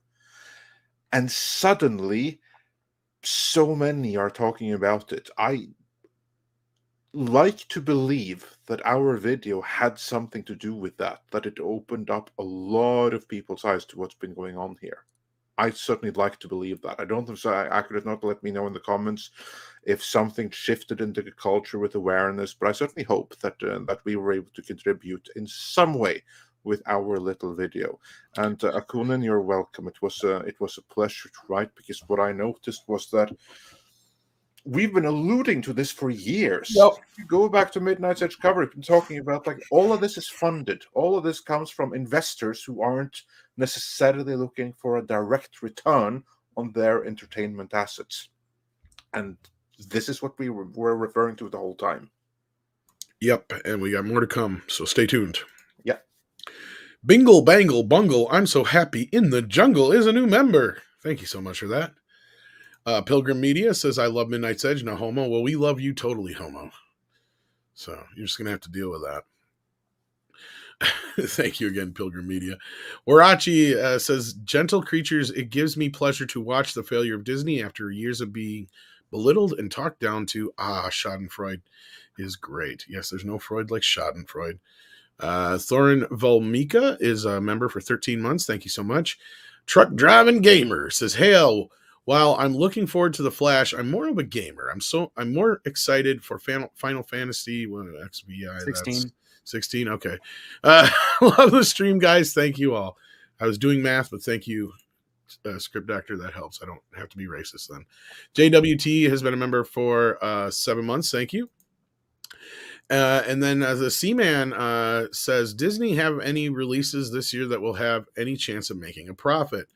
And then goes on to say, next set of investor shareholder calls are going to be brutal for Iger. Won't they need to sell something?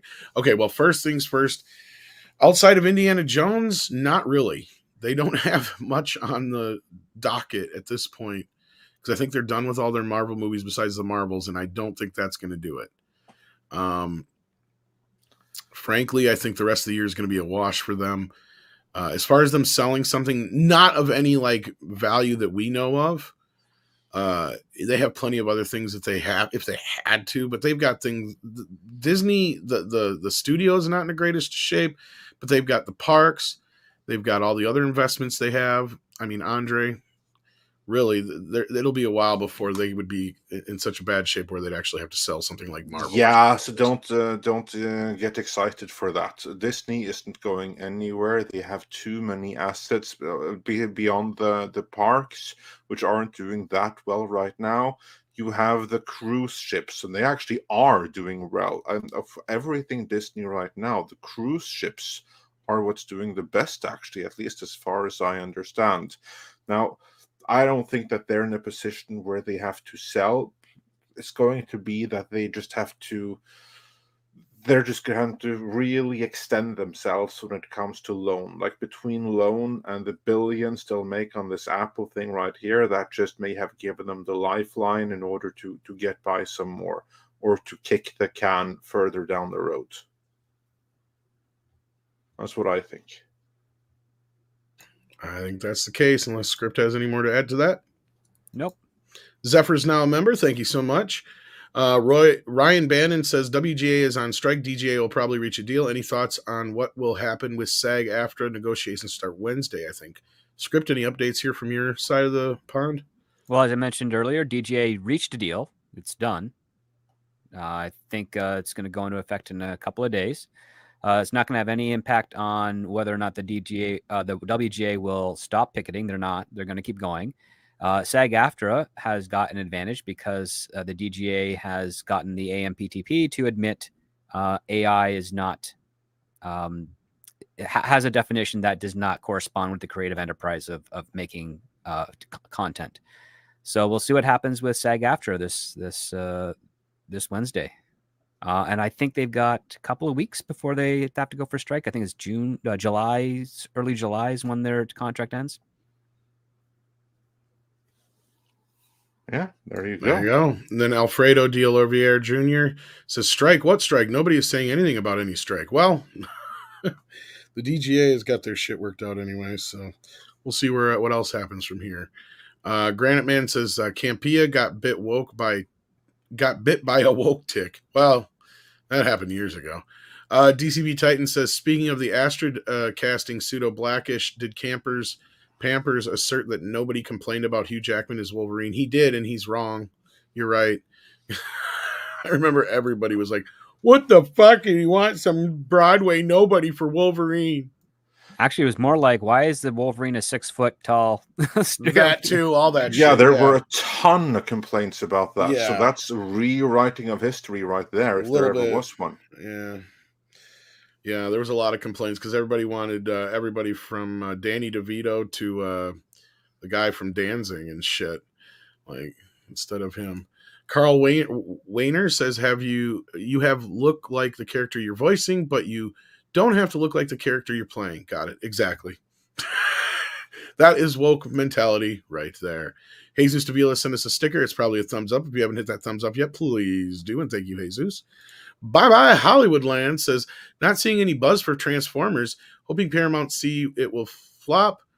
Nothing Alex worked on ever should be allowed to live. Well, honestly, I don't know. I've seen a lot of buzz for Transformers. I think that and I didn't get the chance to bring it up earlier, but I think that Transformers is going to be the movie to beat this next weekend. I think, especially internationally, it's going to dominate. So we'll have to see, especially now that we know that it's technically a sequel to Bumblebee and not a Bayformer movie. That will help, I think. And people are they love this Beast Wars stuff, so we'll see.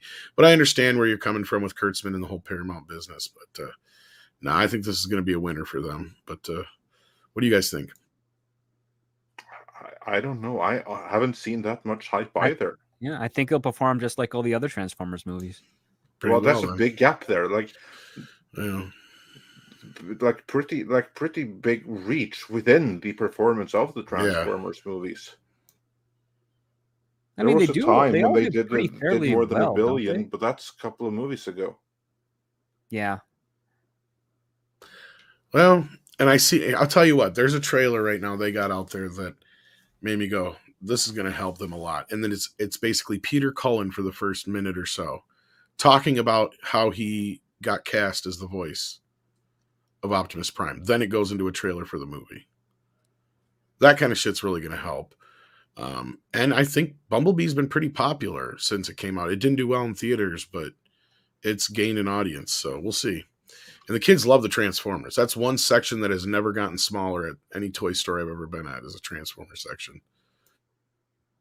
This is true. Yeah. Maximus Timaeus says, hopefully they pull Little Mermaid vandalism off Disney Plus, like they did with Willow. Then there will be only the original on Disney Plus. Well, it hasn't got there yet, and once it does, it'll be there for a little while because that's its final resting place.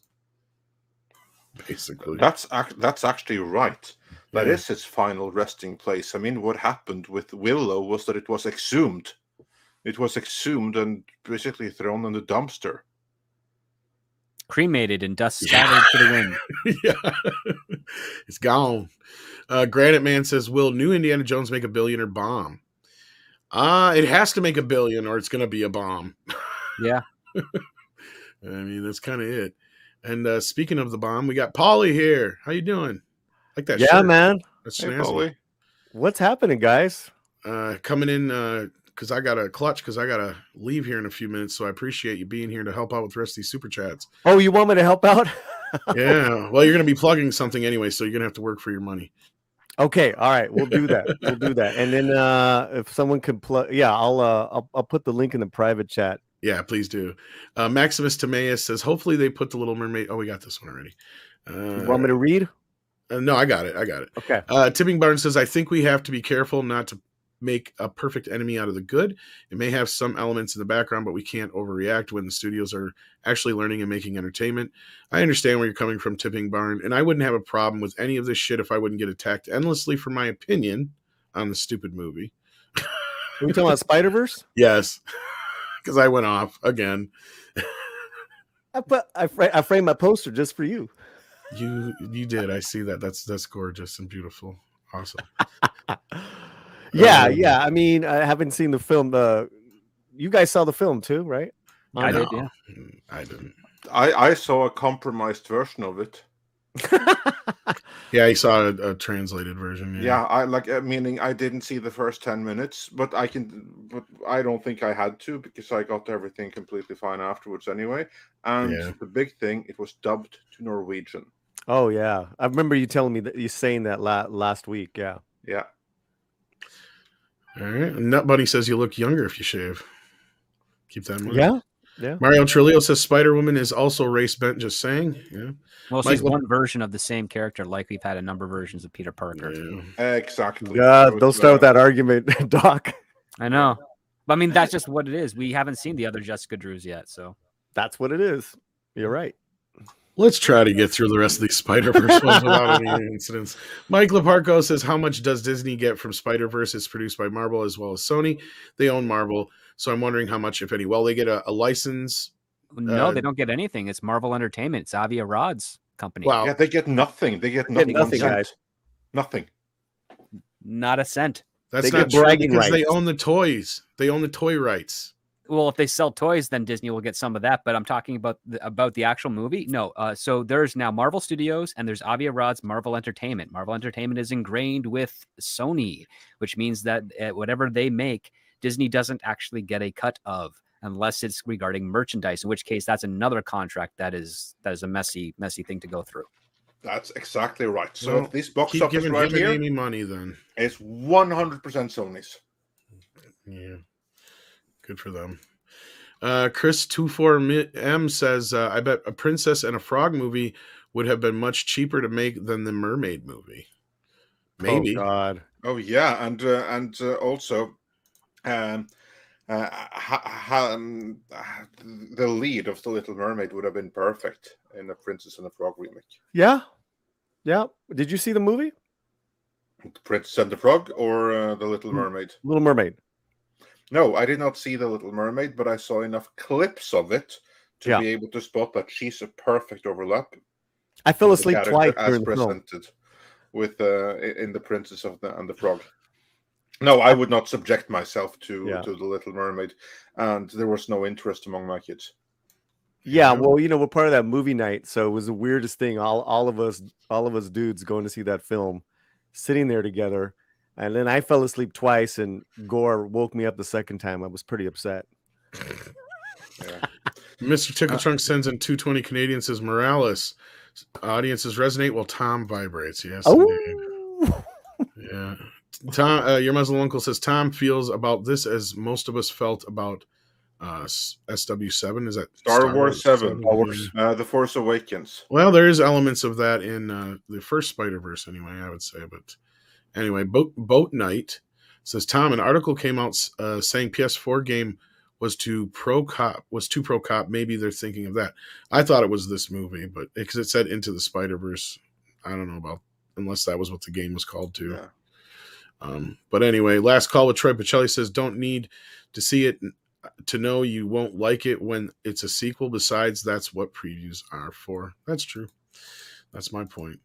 Mad Leprechaun says, humorous question, which flop was worse, Little Mermaid or PlayStation Showcase?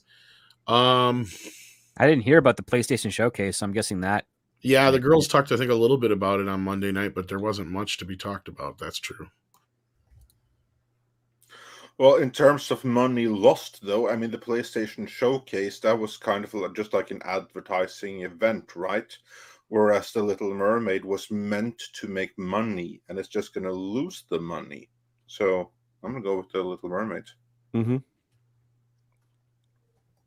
I mean, this is a complete disaster, Little Mermaid. Oh, completely, yeah. I mean, 100 million plus loss, guaranteed. I mean, it's, yeah. Guaranteed. But let's move on with the super chats. Yes, because I have to run. Tom, I'll take okay, over. Then I'll. Aki says, Tom, you are right. There are many other Spider-Man material to enjoy.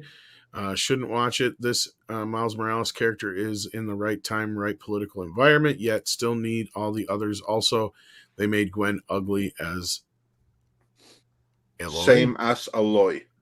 Oh, same as Aloy. Yeah.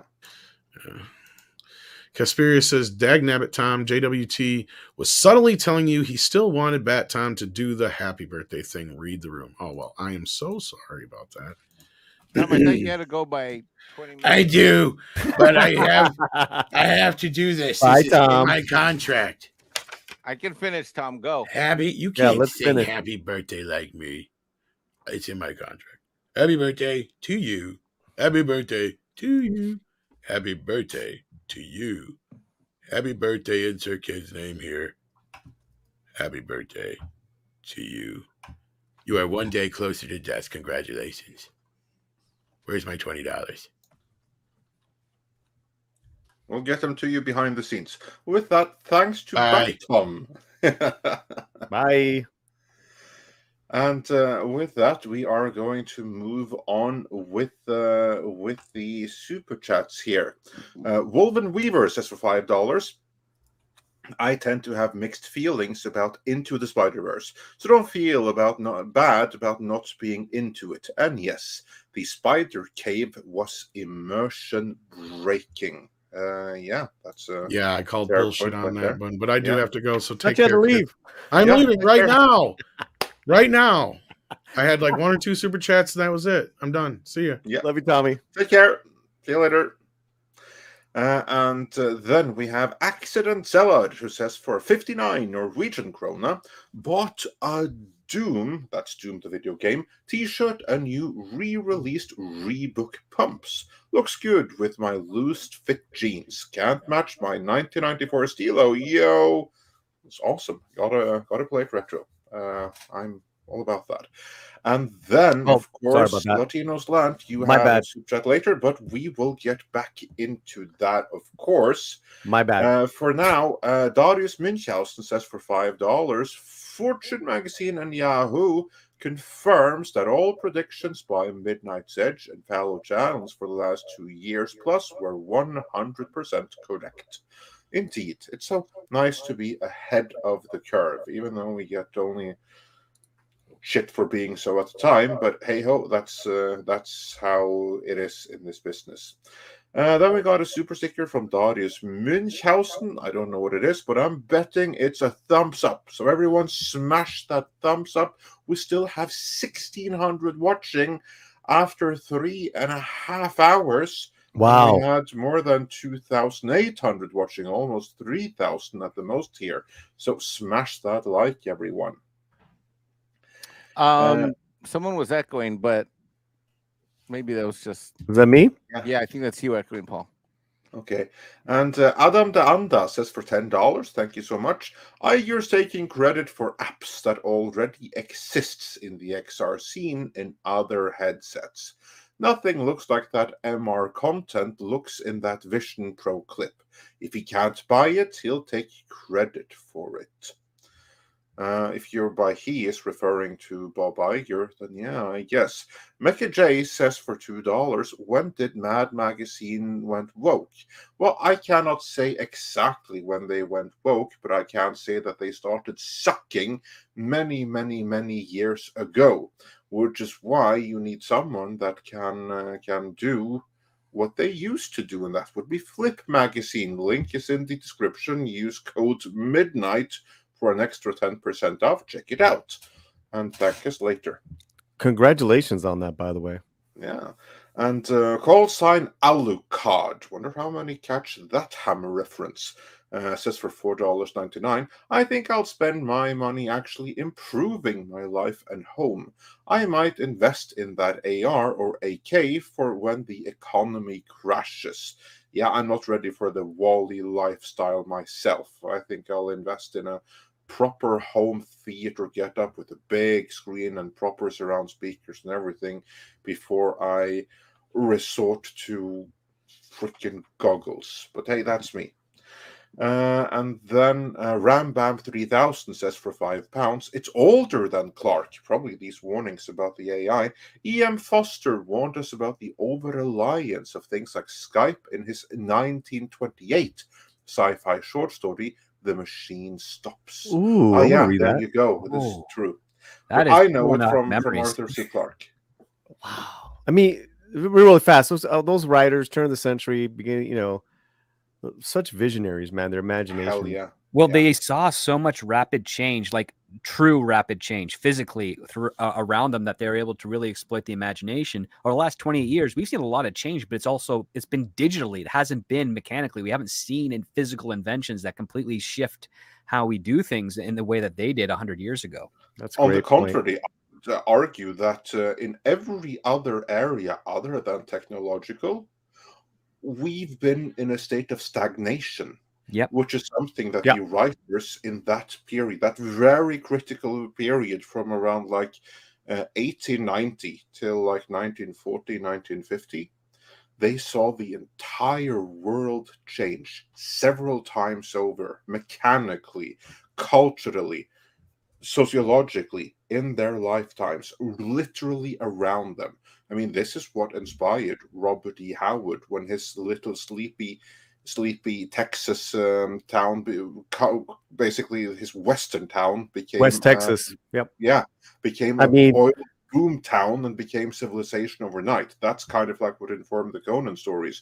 You have all of the technological innovations that inspired Robert E. Howard. You had all of the alienation that came with the social changes that inspired Lovecraft. You had all of this very real fundamental change that created all of these authors, upon which all of the other authors that are your favorites today, they were built on what these guys wrote back in the day.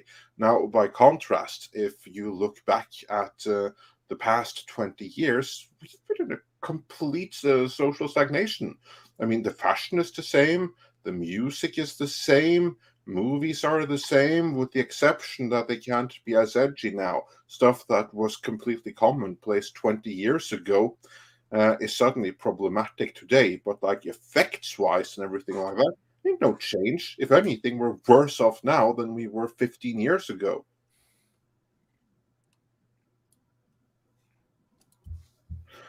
Moving on from there, my hobbies set for $5. If Samurai Jack's voice actor Phil Ahmad were ever recast for race-matching reasons, I would be furious.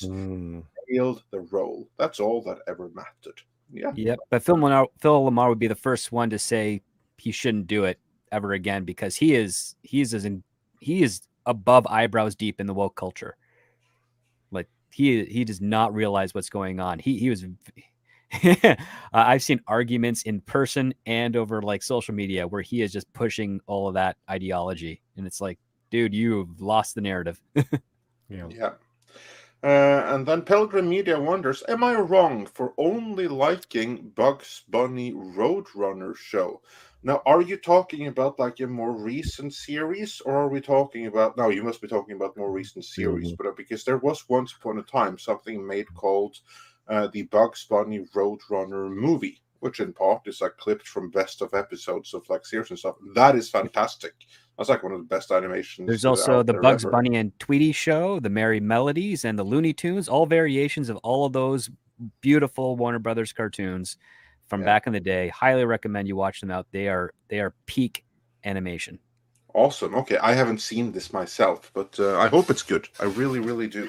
I do want a Speedy Gonzalez movie with Fluffy as the voice. No, in this day and age, good luck with that. Hey, make it happen. Come on, we got to put it out there in the universe. I'd be all for it, though. I'd watch the hell out of that. That'd be so much fun. That'd be amazing. With today's animation, too? Speedy Gonzalez escaped San Francisco to go to the sanctuary city of Tijuana. No. What happened is they rewrite it like Speedy Gonzalez hastens the efforts to defund the police. Yeah. So he runs for office. Speedy Gonzalez runs for office. There you go. Exactly. Moving on. We are in a rush here. Alf says for $5, Mikey, I didn't see your name in the credits of the Spider-Verse movie, since many Spider-Man in the film were jumping in and out of windows. And Zontar also says, Mike, I want to again apologize for the Detroit GP being a bore, a plague upon the GM executives who pushed to move it from Bell to around HQ. I'm still committed, and we missed another super chat. Satire, don't worry, I'm still gonna watch more races. Fat Steven for $2.20 Canadian. Tom is Miles Morales. I knew it. That's his big secret right there. And then we are about to round out here, but first, Polly, do you plan on being in a few seconds from now? Literally in a few seconds. We're going over to my live stream on the Slant. We got some guests. We're going to talk box office. We're going to talk Miles Morales. And then there's this insane article about a new derivative of Latinx called Latine, and I'm going to rip it apart. Oh my God. Another one. Yeah. So, but we got some special guests. We're going to show a little spotlight on one of the community's members, Jaime G, who's also, I believe, a member here. He's got a new project called Voltaic Blood, and so he's going to be our little guest spotlight as well. So, gonna have some fun. Come on over. Fantastic. Yeah, head on over to the Latino Slant and check that out. And Script, you have something else coming out too, don't you? That one also has to check out right about now. So maybe head on over to Script first and then to Polly. Yes, I've got a 4-minute brief review of Into the Spider-Verse premiering on my channel in just under 12 minutes, maybe a little earlier. I can always alter that.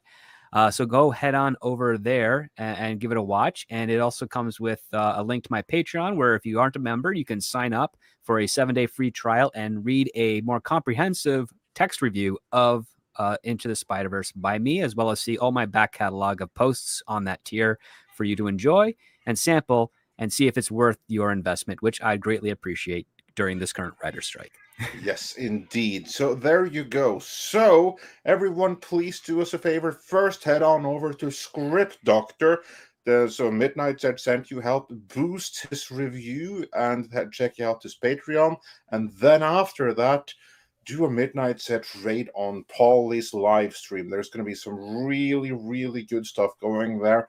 Really looking forward to the revised Latinx myself. That should be a real hoot. Mike, what's your plans going forward? My plan is going to be to get some taxes and accounting done. Sounds perfect. And to make sure that Bob hears the people. Indeed. So what are people to hashtag? Hashtag dang it, Bob. Dang it, Bob. Exactly. There you go. And of course, check back later for more scripted videos from Midnight's Edge. We do have a follow-up to the ESG video coming. You do not want to miss that, everyone. So please spread that to all of the various people that I unfortunately do not have track of that helped share the previous video. Follow-up is coming, and you don't want to miss it with Heiner Scheid and everything. So that's going to be a real hoot. And with that, also check out the Ladies at Toxic Femininity later tonight. And now, Script Doctor, then Paul. Taking you guys out. We'll see you in a minute.